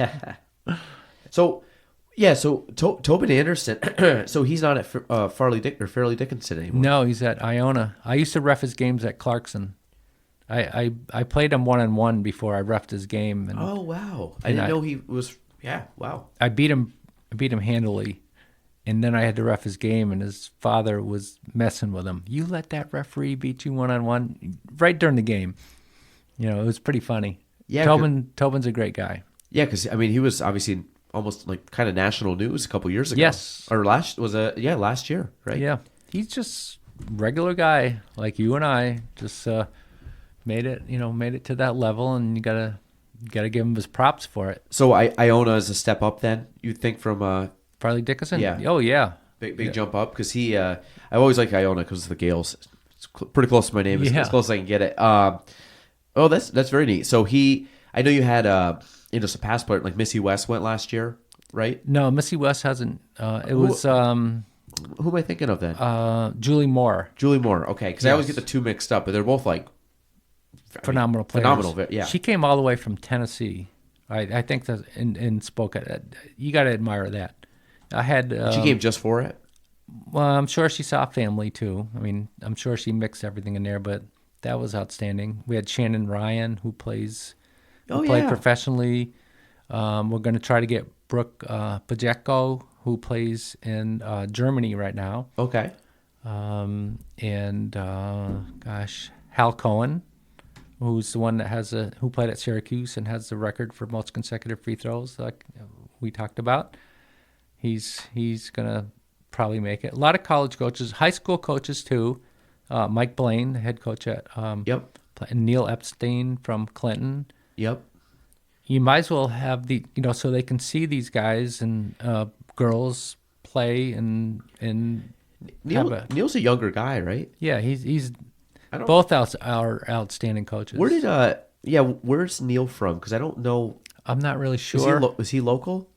No, he's not local. Okay, because I don't know him personally at all, but I think I saw a photo. I was like, he's just younger than I expected him to be. Yep. And also Kevin Doherty. Yeah. And Matt Berry. They've always been mainstays. We have Jeff Holmes and Tom Curl. who just got selected to be in the New York State Basketball Hall of Fame this year. He's going to be nice. inducted. Yeah. And Is Tom still in Maine or no? Tom Curl? Yeah. No. Didn't he go? Where did he go to when he left Plattsburgh? Where did he go? Somewhere in the Northeast, right? He was New England area. Takeo Post, which is in Connecticut. Was Connecticut? Okay. And also he coached at Alfred State and Utica Tech, and then Plattsburgh State, and then he became the athletic director. At school in North Carolina, and now he's doing fundraising at Southern Florida. So he lives in Florida now. Yeah. Oh wow. Him okay. and his wonderful wife Anne Marie Curl. She's top notch, and they have a great Some family. very athletic kids, and Yeah. I've heard very nice kids. I don't know them personally. Yeah, but they are. all a good group of people. But so the basketball coach or the basketball camp, number wise, like you said, you went from 50 up to about 350 right now. Yeah, but last year we had 621, and that was Oh, you had just that many? yeah. It was. Wow. I didn't do a good job last year because there's just not enough space. I don't care if you're Mike Krzyzewski or whatever coach. Did you just have the one court at Beekmantown, or you used No, the junior high? Yeah, we used the middle school, and we used an outdoor court, but the air quality was pretty bad then, so we couldn't. We had the fires. You mean? Yeah. Yeah. So we couldn't go outside sometimes. So it was difficult, and I'll be the first to admit I didn't do a good job, and you learn from that. Just too many. I think I was concentrating on quantity rather than quality. Yeah. And that's kind of selfish of me to do that. So it's going to be back to being the quality it should be. I feel like, but I feel like that's easy to slip into when you try to grow. Is that you want more and more and more, and then you realize like, okay, we got the more, now we need to do better. Yes. And but I think, that's cool. I think a lot of it too. Again, we talked about before. It's like you have the social aspect, you have the physical aspect. You see, this happens. I think all levels of, ages or whatever. It's people are sitting more, people aren't as active anymore. So it's like to give kids, especially when the kids are going in the summer, it's tough. Like if you don't have things organized for kids, like school's organized. So like for a lot of parents, it's like, okay, we're in a routine. They go to school, great. Now it's summer vacation, especially you do it early in summer vacation. So it's kind of like for a lot of families, it's like, what do we do with the kids? We still have to work. We're figuring out daycare. What are they doing? Are they just staying home? Are they just staying at home playing video games? Like if you can pull the kids out for a couple weeks and have them still play, stay active, I think that's massive. And I'm sure there's been people like parents, kids going to the camp. I'm sure I've seen benefits from it. And if nothing else, just a fun week to hang out with some friends or meet new friends. Sure. Another thing that I have to work on, because we had too many kids last year, is accountability. I have to know where every kid is at all times. And I hate to admit this, but I didn't do a good job of that last year, and it's not going to ever happen again. I feel bad that you have to know where the kids are. You have to. So we're going to be accountable, and that's important. It's also how many coaches do you have, or how many coaches do you have for all the kids? I believe it's 40 or 50. That's 1 week. Different coaches for the girls and different for a total of about 50. And a lot of them were volunteering, and you have to have the coaches accountable too. Yeah. Because and I understand they'd say, Tom, I have to leave because I have this and that. But now I want them, if they're going to get paid, they have to be there. So, about 3 hours a day? 9 to 12:30, 3.5 hours. Sometimes a little longer. And then on July 4th, we won't have camp. That's for the girls' week, and we're going to double up on Friday, where we have like a double session, so they won't lose anything. Gotcha. A little bit longer of a day. Yeah. Because when you look at, if that was 1 to 20, like a coach, like the ratio of coach to player, that's a lot. You'd probably do like 1 to 10 is probably a good number. Like if you had 350 kids, about 35 coaches should. Yeah, I would think that would be kind of have your own little mini group or do co-coaching on a couple drills. We do a lot of fun things too. Jasmine Piper is the greatest. love her so much as far as the way she is with the kids. She's positive. She can be a little feisty at times, so just like your wife. Yeah. Oh yeah. Gina. A little spunk. Yeah, oh yeah, and that's a good thing. So if you're not having fun, you're not going to get better. That's always been my theory. That's why I don't believe in negative reinforcement, because that's not always fun. So that's Well, so I'm just looking here. So you have obviously you're coordinating it, Jasmine, Travis Gorham, who, arguably. I'll kind of jump into college basketball. I was going to say, arguably some of the best basketball the area's ever seen was when Travis was playing. Oh yeah.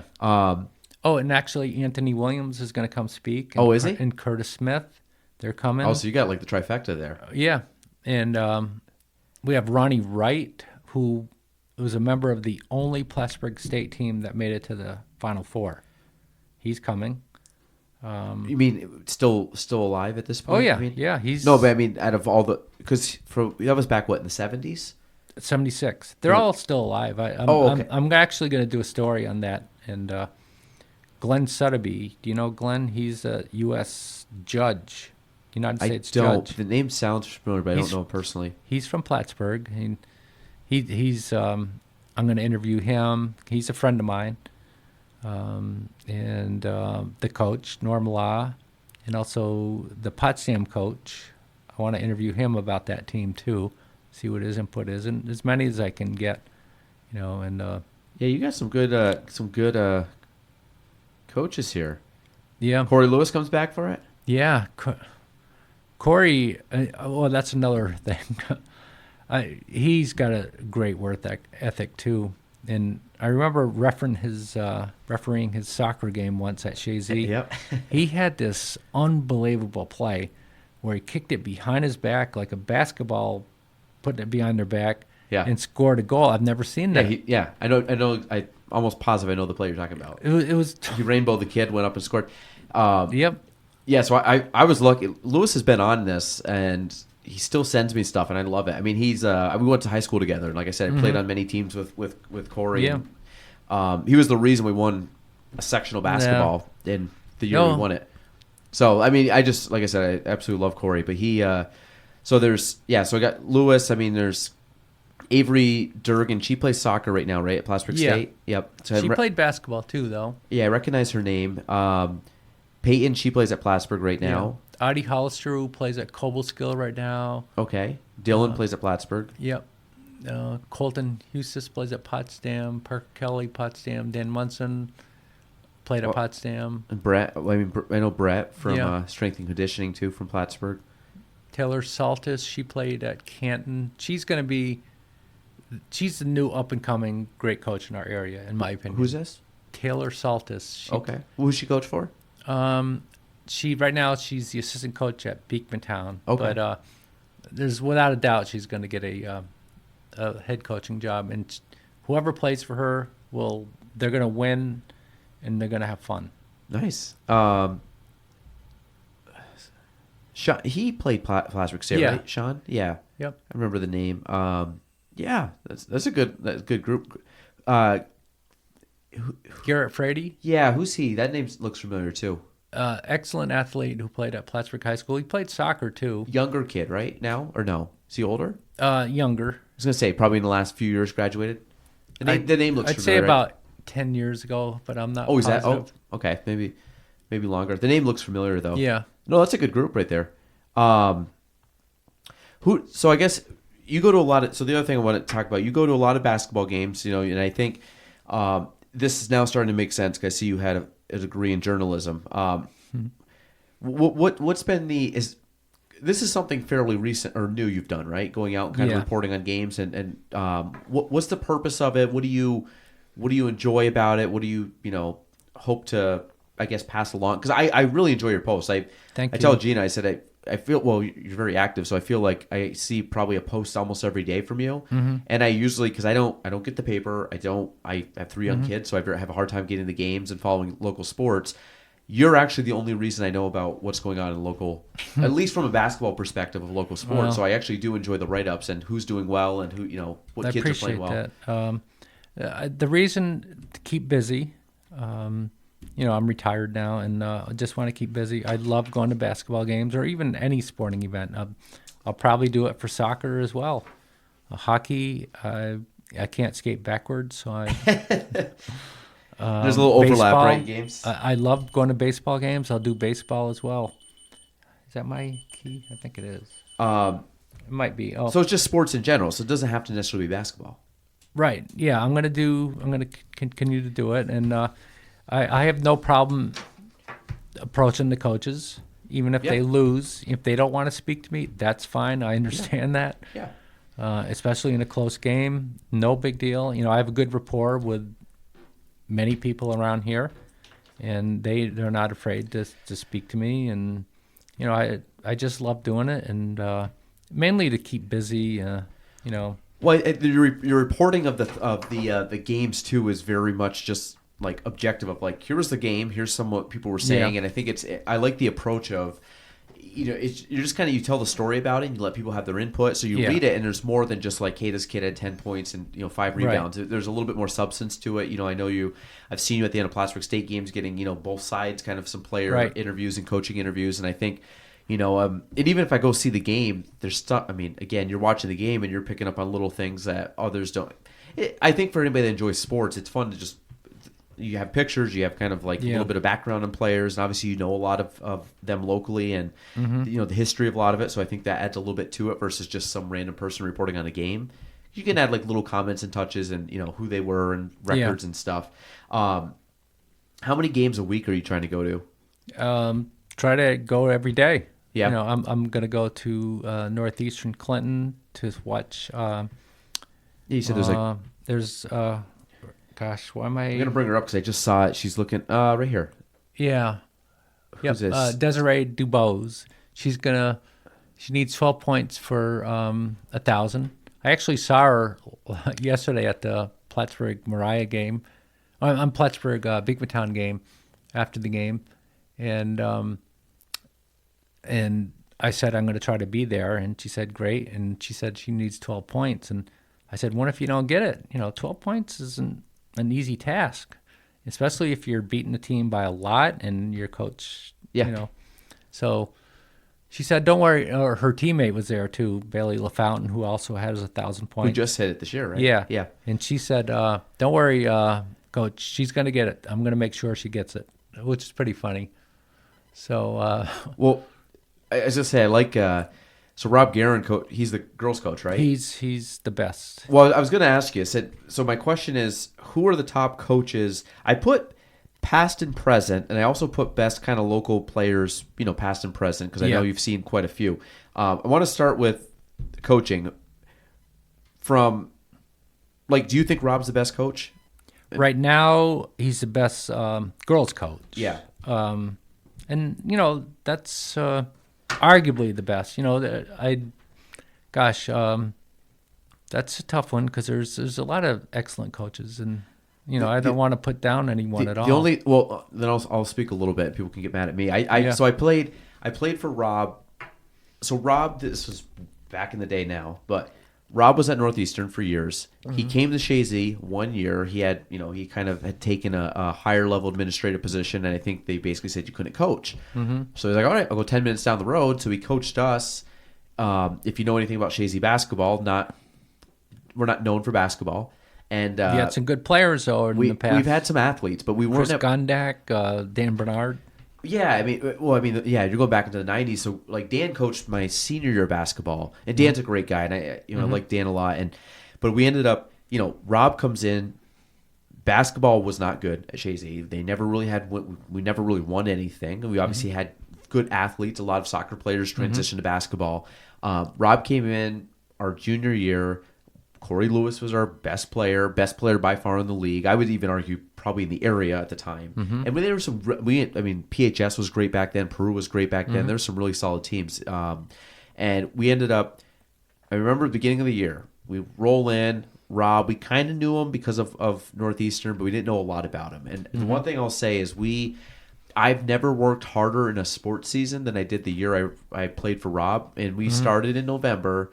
We ended in March. It was almost 5 months of basketball, And for guys that don't play a lot of basketball, this was kind of it was a learning curve. And I remember a couple things. I remember we did this running drill, and we were dead. And soccer, I want to say legs. Soccer breathing is much different than basketball breathing when you're in a gym and you're doing short sprints. So a lot of us coming from soccer, even if we played, into the playoffs, it was like just a different level of conditioning. Right. And I remember doing it, and we did like maybe 3 of these. And he's like, "You guys will be doing 10 by the end of the year." And the only way Rob could say it, like sarcastic, heart of gold, but knew how to kind of drive you, kind of needle you to get the best out of you. And sure enough, by the end of the year, we were in the best shape we've ever been. We could run for days, and we won the sectionals. I still think to this day, had we, and if Lewis was here, he would agree with me. We lost to Chateauguay by 1 point in the regional finals. Oh, gosh. And we had beat them earlier in the year. First time I think we've ever beaten them.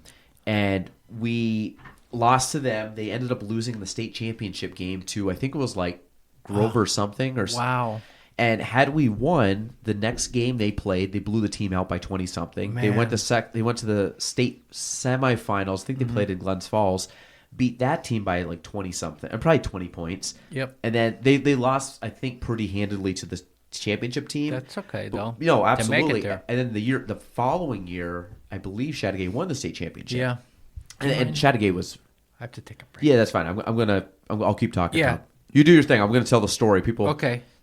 I'll put them to sleep, not you. So this will be good. Yeah. So we ended up playing. We do this whole thing, and again we ended up winning sectionals. Barely lost. We lost by a point. But we look at that is going back to Rob. I don't believe our team, had we had any other coach, would have been higher than middle of the pack. And I'm not saying this was one year. It was a really special year. It was really cool to be a part of the team. What I took away most from that, obviously we had some good memories, but I think the thing is when I look at someone like Rob, he took a bunch of athletes, some much better, good athletes, but not really necessarily basketball players. We had a couple basketball players. Obviously Corey Lewis was, phenomenal. We had some talented kids that were okay at basketball.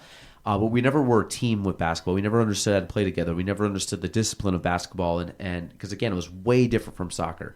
And I just remember Rob kind of harnessing what he could, getting the best out of us. We conditioned like crazy, and I think he kind of led with what's the word? He had this this. He definitely had authority of the team. But at the same token, he could sit there and press you to the point where kids would get mad at him just because he was challenging them. But then, same practice, he'd be just chatting about his famous lasagna or something. I'm pretty sure if Rob ever heard that, I think it was lasagna that he always said he made the best lasagna. But you would go from like these like intense moments to a lot of lightheartedness, and then you would go from in between games, before games, and he had this way of just kind of pressing your buttons, and it wasn't, and I think he would take, sometimes the brunt of us disliking him. And when I say disliking, it was like we disliked the work. It was hard work, but we won, and it translated to us winning, and the games were easy because we worked our tail off during practice. And I think we used to have practice 6 days a week with the optional 7th day. You ever heard this, Tom? 6 days. So for Rob, we would do 6 days a week practices, and the 7th day was I'm going to use quotations here, optional open gym on Sunday nights, which meant that we practiced 7 days a week, and we used to just kind of have pickup on Sundays, and like Northeastern kids would come down. We kind of had these it's a couple kids from PHS at the time would come down and play, and we ended up having like these little games on Sunday nights, and it was kind of laid back, but you played so much basketball, and he just got the best out of us. So we ended up, so that was my year with Rob. Rob leaves Shazy, goes back to the boys team at Northeastern. Yep. Phenomenal teams, kind of the Steve Carter, Jamie Davison, Connor Chapman. They had some really good teams back then. Tom Bedard, and there was a few other guys kind of in that like early 2010 span of years. And then he switches to girls basketball and takes a program that, you remember Andy Landry and Norm Bono. They were a dynasty for so many years. and then they basically fell, kind of off that perch, and Rob has then taken them back up. And I think you said they're the only undefeated team currently, which doesn't surprise me because if anything I know from Rob, like I would love to see Rob's overall record of coaching. He's got to have somewhere up between I'd say around a 90% winning percentage. No doubt. He's wherever he goes, he wins. He wins, and I mean. And he does it in a positive way too. Well, what I was just saying when we stepped out was, so Rob, like, he was tough, and it was tough to the point there's times you hated him because he was just like, he has a level of prick mixed with a lot of empathy, but it's a very good balance because you would get mad at him because the work was hard, and he would call you out on stuff. He would call you out, like it could be one-on-one, it could be in front of a group if he knew you could take it, and a lot of it was. He just expected us to work hard, and he got the best out of us. And we didn't cut corners. I remember doing this drill he used to call perfection. And long and short of it, they were about 5-minute drills, and you're going pretty much all out. And we missed the benchmark, what we had hit by one. Do it again. And the thing was, you had to do it until you hit it. Well, we did it a bunch. We're getting tired. Finally, we're one away. We're like, okay. And he's like, no, get back on the line. And it probably took us 45 minutes to get through it. And we were just dying. But the thing was, it was like he just didn't let up. And what happened was the games got easier. We were in phenomenal shape. We learned how to play as a team. We learned how to harness our ability, which was we could play defense and we could fast break. Our set plays weren't great, but we had the athleticism, and he knew that. And I've seen him translate it to other teams. And you take the Northeastern girls, I'm sure they have some great players. But I would think that a lot of it is Rob is literally tapping out the potential of all these kids.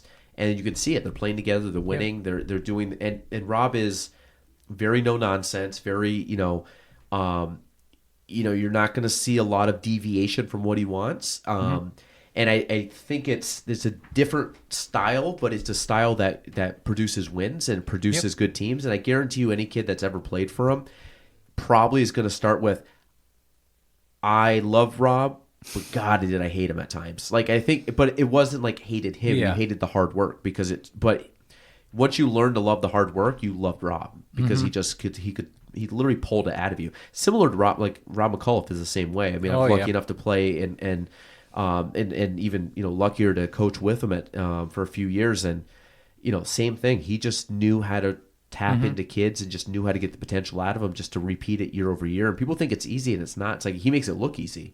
But I'll tell you, there's times like, thank God that guy's on our side. I know.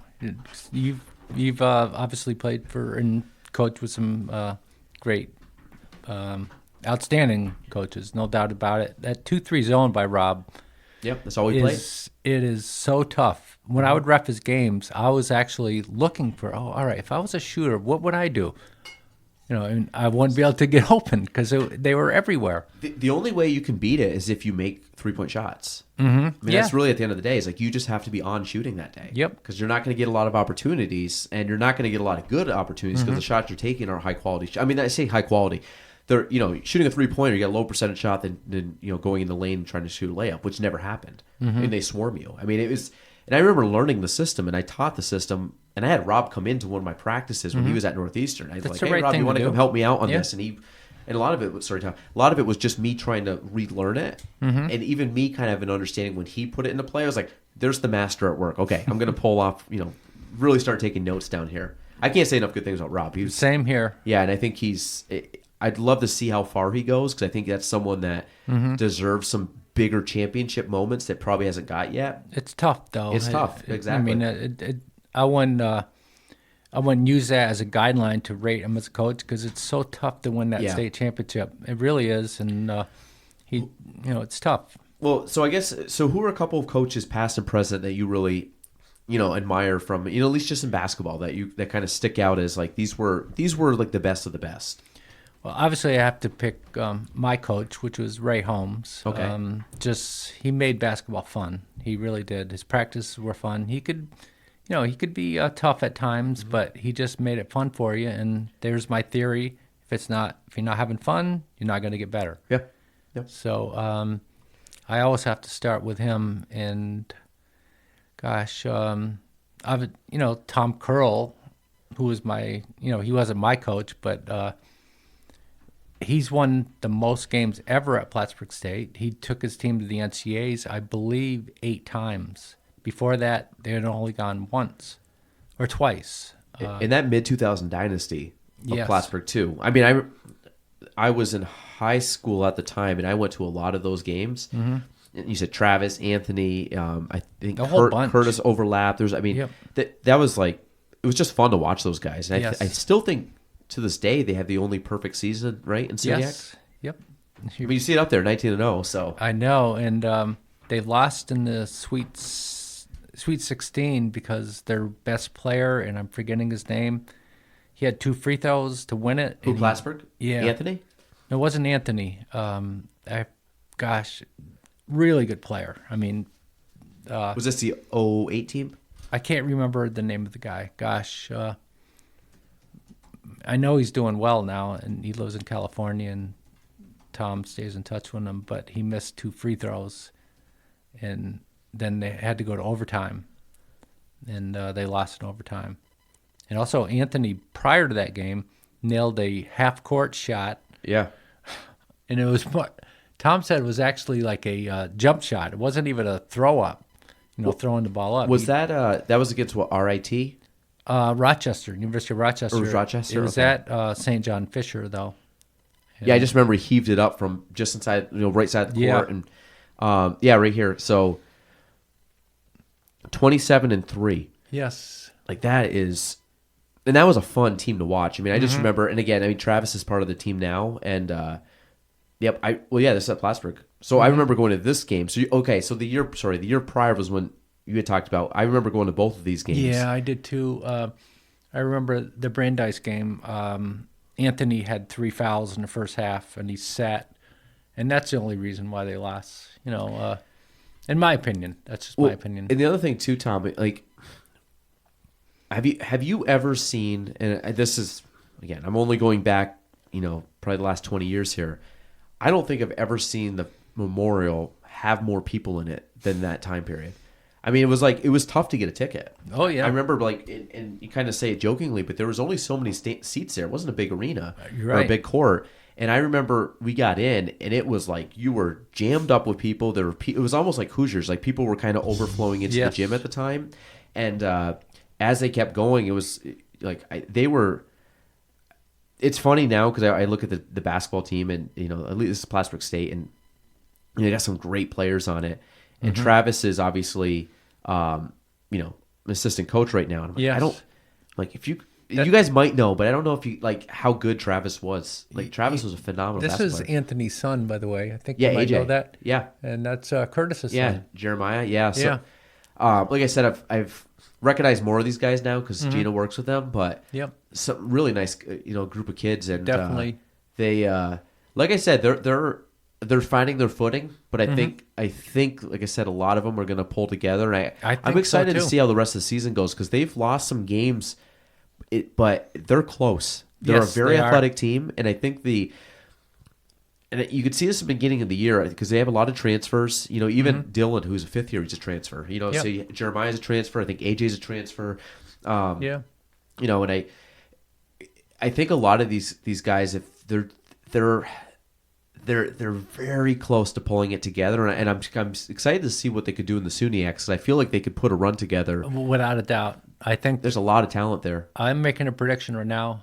They're winning the SUNYAC. Winning? Yes, You think they'll beat Oswego? They played them They're- tough at home. They're the other gonna day. they're gonna beat Oswego. Cortland and Oneonta went to Oswego in Close games, lost too. in overtime. Yeah. Both of them. Portland was a 1-point game, I believe. Yes. So and you need your wife Gina to work on number 5 because he's hurt a little bit. Yeah, Ike. Yeah, he He is tough. his knee. Yeah, Ike can jump out of the gym. Yep. I mean, he's impressed. How actually Ike, I think, is what, a junior. Yes. But a lot of these guys, like Kevin's a great shooter. Willard's been playing quite a bit now. Yep. I mean, he's a senior, but he's been, I think, stepping up his game in the last handful Yep. of games. Tim's been doing well too. Tim Thomas. 35. The only I like he plays hard the entire game. He's like a Dennis Rodman, but Yeah. I don't like him taking those threes. He's not. He's streaky on those. I think the best. I mean, right now, Dylan's been doing well from the 3 line, and Willard's been doing well Yes. from 3. And early in the season, I wouldn't have said that as much, but I think like I said, they're starting to grow a little bit more. I feel like they're minus Ike. I feel like they're starting to get a little more healthy because I know some of them were banged up a little bit here and there, which happens to every team. But I know. No, I'm looking forward to it. It's fun. We've watched them more this year just because, like I said, Gina sees them almost daily now. But I think it's just a matter of time. But yeah, those older teams. I'm trying to get the year here. I wanted to see what the actual roster was, how far back this thing goes. See, this is going to be this is the problem. You can't Check that team out though. 09 and 10. There's Anthony. Anthony's assisting. Yeah. Let's see, how did that team do? They weren't bad either. Statistics. Well, here, let's just look at the roster. I'm sure you remember more of these guys than I Yeah, would. he was good. Earl. Errol. They're all, tough customers. Chris Ruiz. Yeah, I was remember tough. Chris. Steve Thomas. They won the Suniac that year. Unfortunately, Steve passed away. I think I went to school with Steve. I had a couple classes with him. Yeah.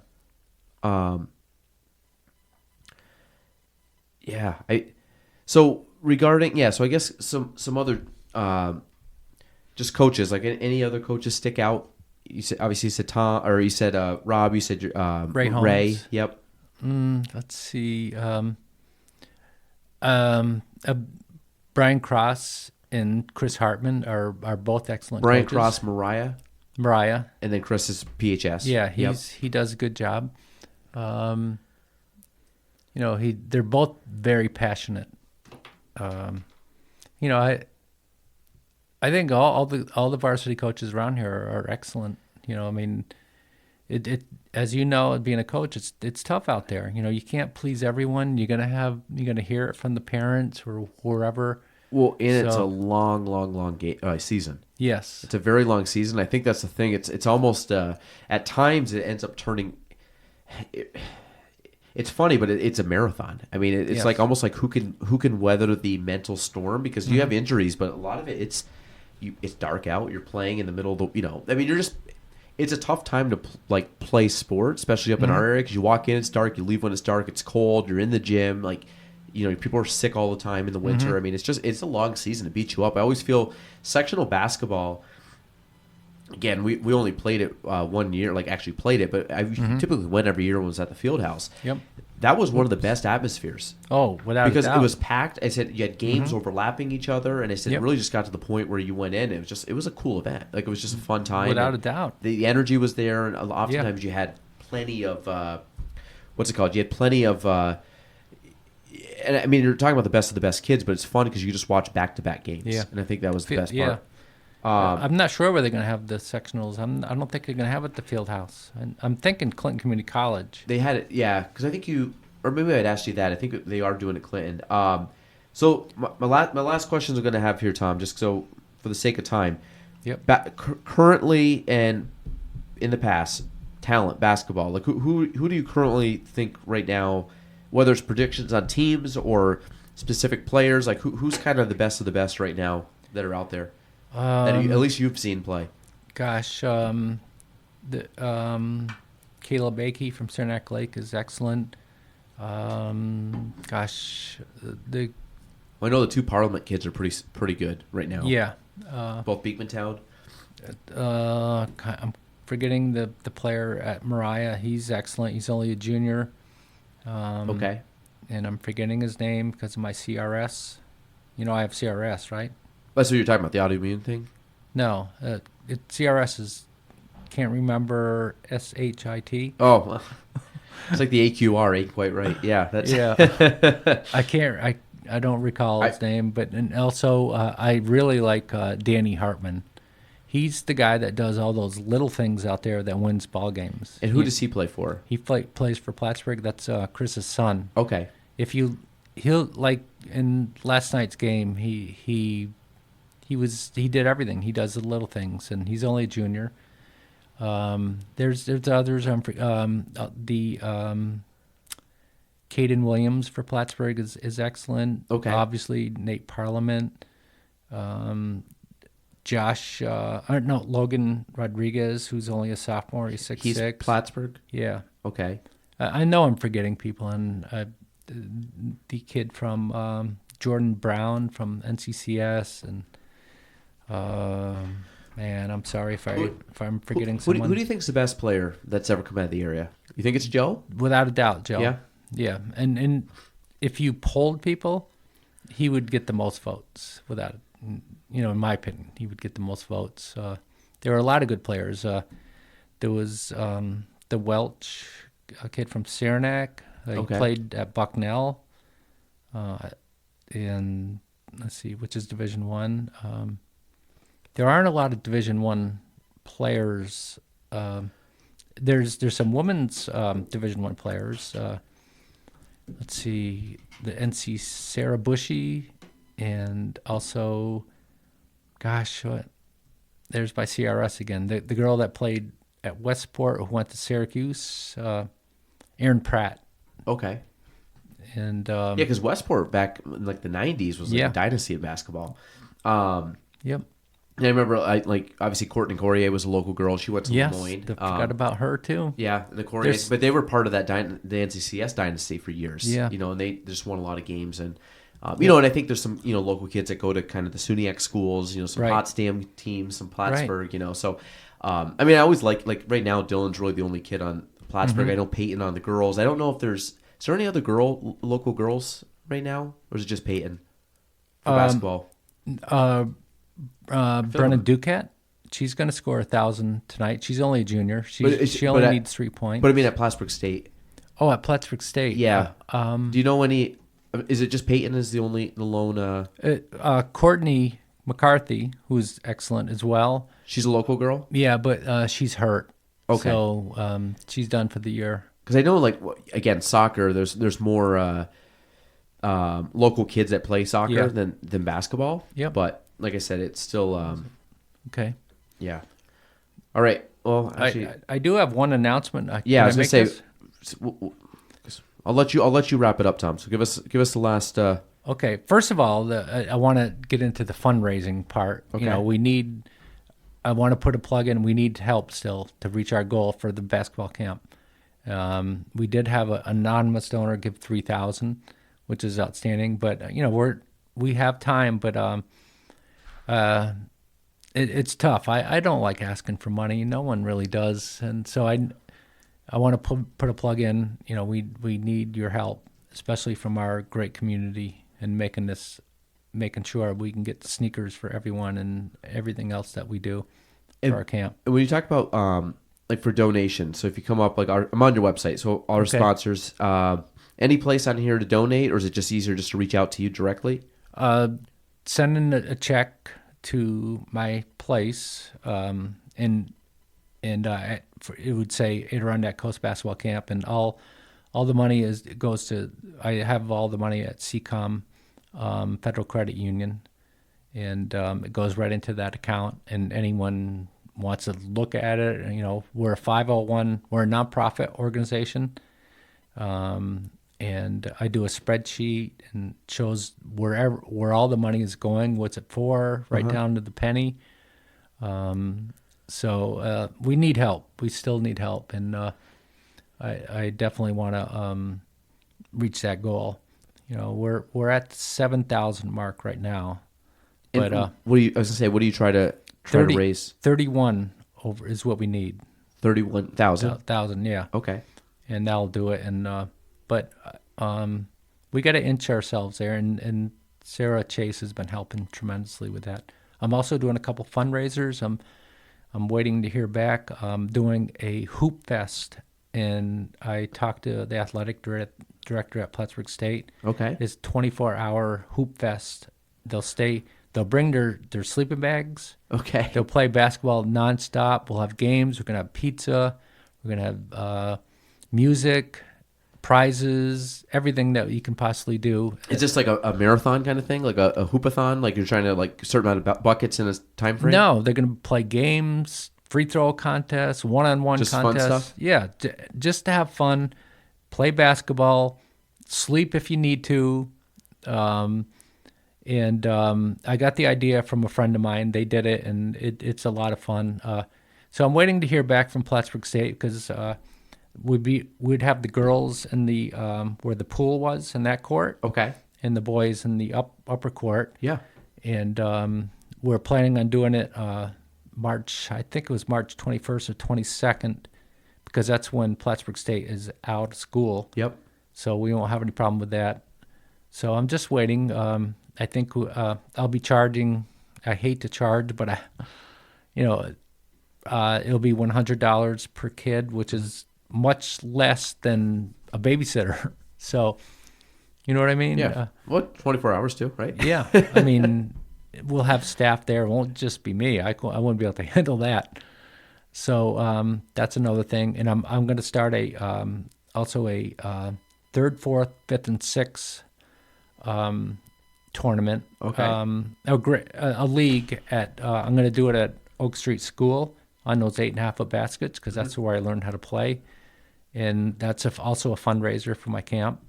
And we'll see how we do there too. I'm still working on the paperwork for that. I have to get the insurance, which I'm going to probably get tomorrow, and we'll be all set with that. Yeah.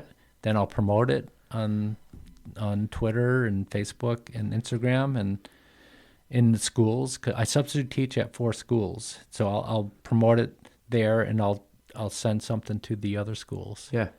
And we'll see. But the one other thing, though, I do want to make an official announcement. All right.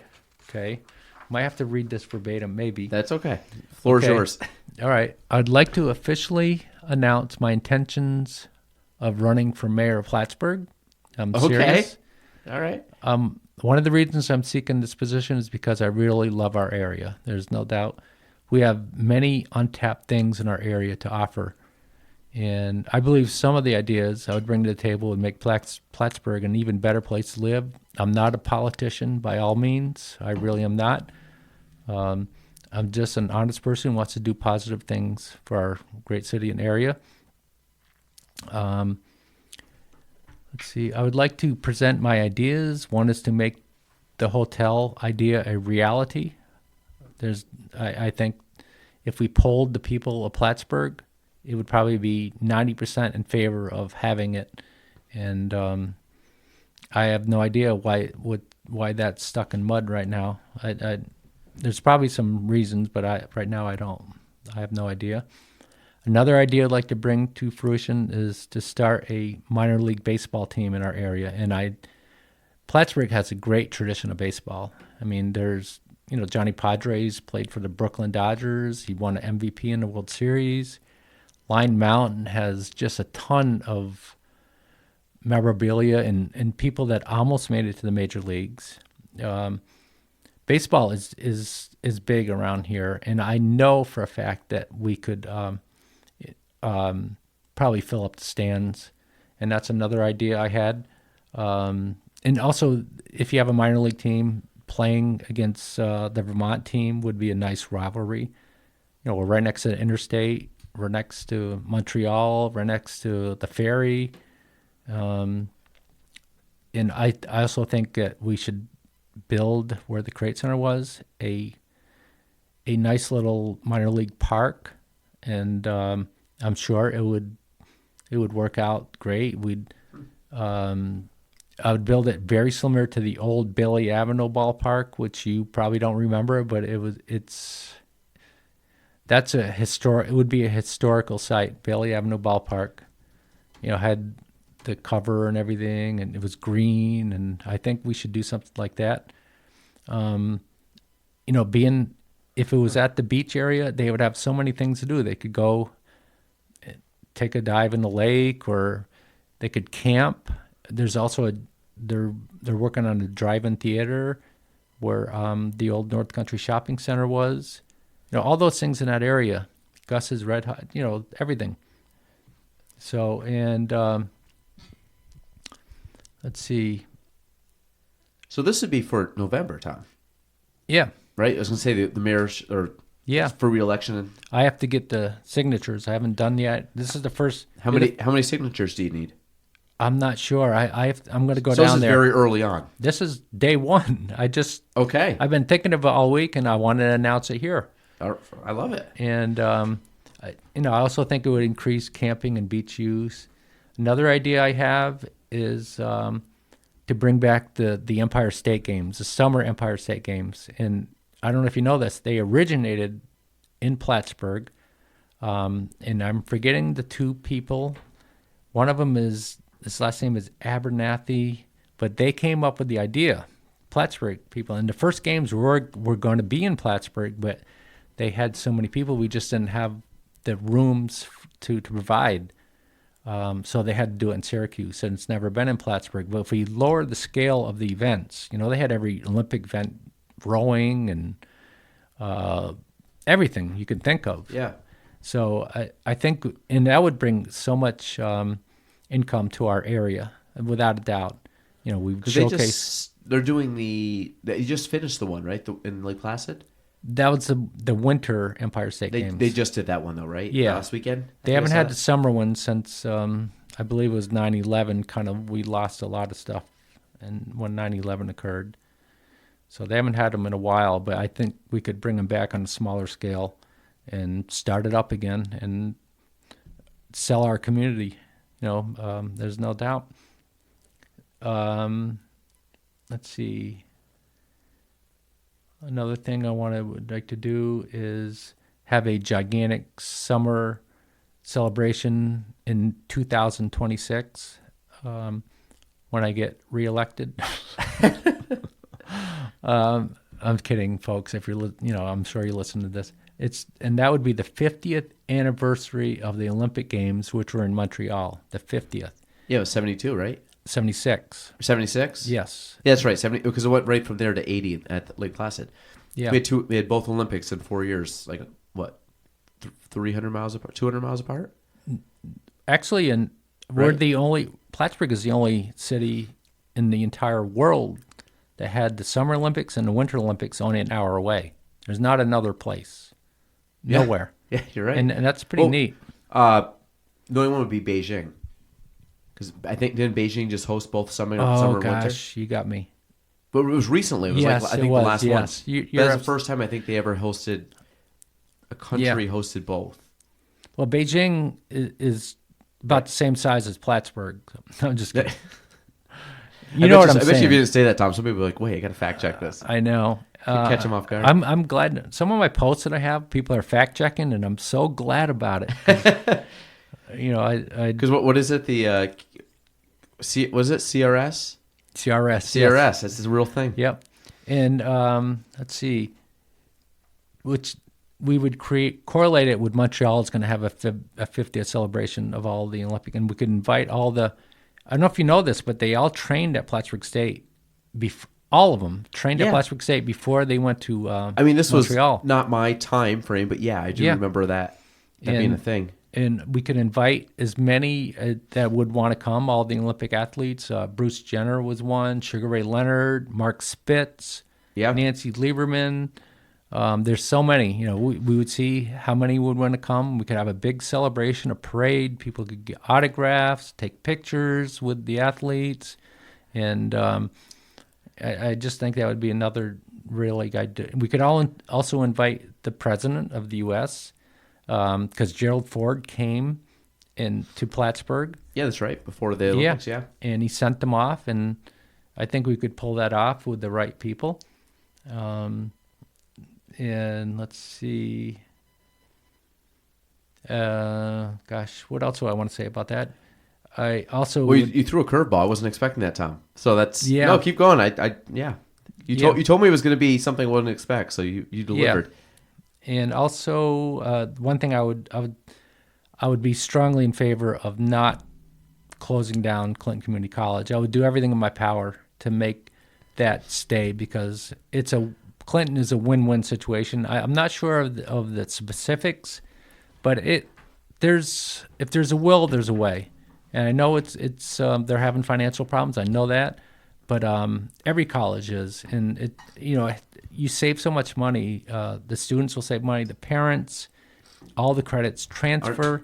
Because I don't know enough about that because I think they're shared services, but I think that like they just hired Chris Waterbury yesterday for the women's soccer, so I feel like they're doing some of the sports seem to be doing okay, but I don't know if the college closes and I'm assuming the athletic department closes. I'm not really sure Because I know they're doing something with Plattsburgh, so I don't know. Are they? It's like Clinton playing at Memorial now. Like I don't because that becomes a logistical problem with athletics. Yeah, it does. Let's see.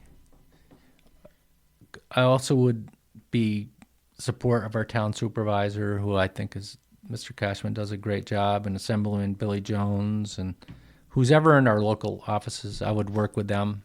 Just make this the best. I think this is God's country. Our area is God's country, except for January. Although this was a we're in the clear now. We're in February. Yeah. We're looking forward. And I also understand this is kind of sensitive, but I'm going to talk about it anyway. To the significant mistake I made 4 years ago. I know, I'm not perfect. No one really is, and I no longer have any skeletons in my closet other than I threw some rocks at the freight trains on our house, and I also stole the soda from Cliff Coyer's gas station. I have to admit that now, it was right across from Latinville's Furniture on Margaret Street where I grew up. So, I paid for that mistake that I made 4 years ago. Unfortunately, I'm divorced now to an adorable woman, and I miss my daughter too. And I want to talk about my daughter real quick. She's at New Paltz State. She's a junior. She's flat out, you're going to be hearing about her because in high school, she got the lead part every single year in the school plays, and now she's doing music drama there. And she's unbelievable singer, dancer, very personable, funny. She's got every quality you can think of, and I'm so proud of her. Honestly, extremely proud of her, and there's a play this summer that Sound of Music's going to be at the Von Trapp Lodge this summer. And there's auditions in March for it, but she's going to be in college. I don't think she's going to be able to make it. But I did get her and my ex-wife VIP tickets, and they're going to meet the Von Trapp family and get a signed book by them. And I paid for their lodging, which is the Von Trapp Lodge is booked, obviously, already. It's going to be June 20th through the 22nd, I believe. Okay. In Stowe. So, gosh, that's, I'm running for mayor. I need everyone's support. I think I have a shot. Have you ever ran for public office? Yes, I ran for school board, Plattsburgh City School District, and I won handily. And that was excellent experience for me. So, I'm just hoping that selfish and stupid act I did 4 years ago doesn't. Hopefully, people will understand that people aren't perfect. Yeah, and I think we go back to, like I said before, life's hard, and we're all trying to figure it out, no matter what the age is. And I think it's, I think a lot of, I think a lot of it's just, realizing that everybody's human and kind of being a little bit more empathetic towards others, and realize, like I said, it's people. At the end of the day, I always think are and I might be naive saying this, but I feel like people are always trying to do the best they can in their own way of doing it. And, everybody's got their, from my little kids to myself to someone that's older, and I think everybody can relate. They're trying to figure out whatever's in their life at that moment, and they grow from it. So, but yeah, well, I was not expecting that, Tom. And I think that I would say that's probably the biggest, I've had a couple people drop like some stuff out, but I think I did not see that coming. But that's so yeah. Obviously, that's what we're in February now. So my math's correct. What's that? 9 months from now to get all the stuff out, hit the pavement, and do your. I got to get busy. I got to get the signatures. I have to talk to the Press Republican. Before this goes live, how many people knew about this? A small group. 2 people. Wow. Okay. Well, Yes, you're the third, but I told the others not to say anything. I won't. I won't No. say it until this gets put out. So. When's it going to be put out, by the way? No later than tomorrow. Well, okay, good. So it'll be quick. I'm not. We're pushing you over the edge. Then we're getting you out there. Yeah. So we'll see what happens. Okay. I'm going to give it my best shot. If I'm not elected, I'll respect that. I have a lot of respect for anybody that wants to run for public office because it's not easy. And like I said, it's kind of it goes up there with refereeing. It's a needed job, just not. It's a thankless job. I think Right. Unfortunately, the people that step up and want to do stuff for the community and kind of take on a leadership role, typically are the ones that get thrown stuff at, which is ironic because they're the ones helping the most people or trying to help more people than sit around and be keyboard warriors or whatever it might be. Yeah. So, well, hey, Tom, that's pretty cool. Yeah. If nothing else, it's an experience. I think I heard recently they said either you win or you fail, and if you fail, it's a good story. So, Right. you know what I mean? But I'm going to win, though. That's the bottom line. You told me that you're a winner. That's what you're good at. Yeah. So. Well, people that are, if you're listening to this, I need your vote, all right? Because there's some good people I heard that are running, and I'm going to give them my best shot and see what happens. Yeah. That's all. And I know I would do a good job. I know I would. I'm not a politician, like I said. I'm not, and I'm not. That's not a. I'm not putting down politicians, but what I am, I listen to people. I'm honest, and I would like even continue a blog once a week for anyone that wants to have questions or whatever. I'll listen to everyone. I don't. I'm retired now. I was going to say that you'll be thrown right into it again, back to every day. But Wait till Neil Fassett finds out. I haven't even told him. I haven't yet. told Neil. Well, you should get him on the phone before this goes live. No, I'm not going to. No, we'll send him the link. He's going to say, Lace, are you sure you want to do that? Are you sure? Because look what happened last time when you ran for school board, and that. Tell Neil he can be the chief of staff. He can just step up. He can be the.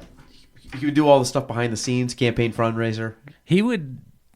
Neil knows enough. He'll be fine. He could do that. I think it would. I think Plattsburgh would grow with me as mayor. I really do. The ideas that I just gave, it's going to bring so much more to our area. I really think that.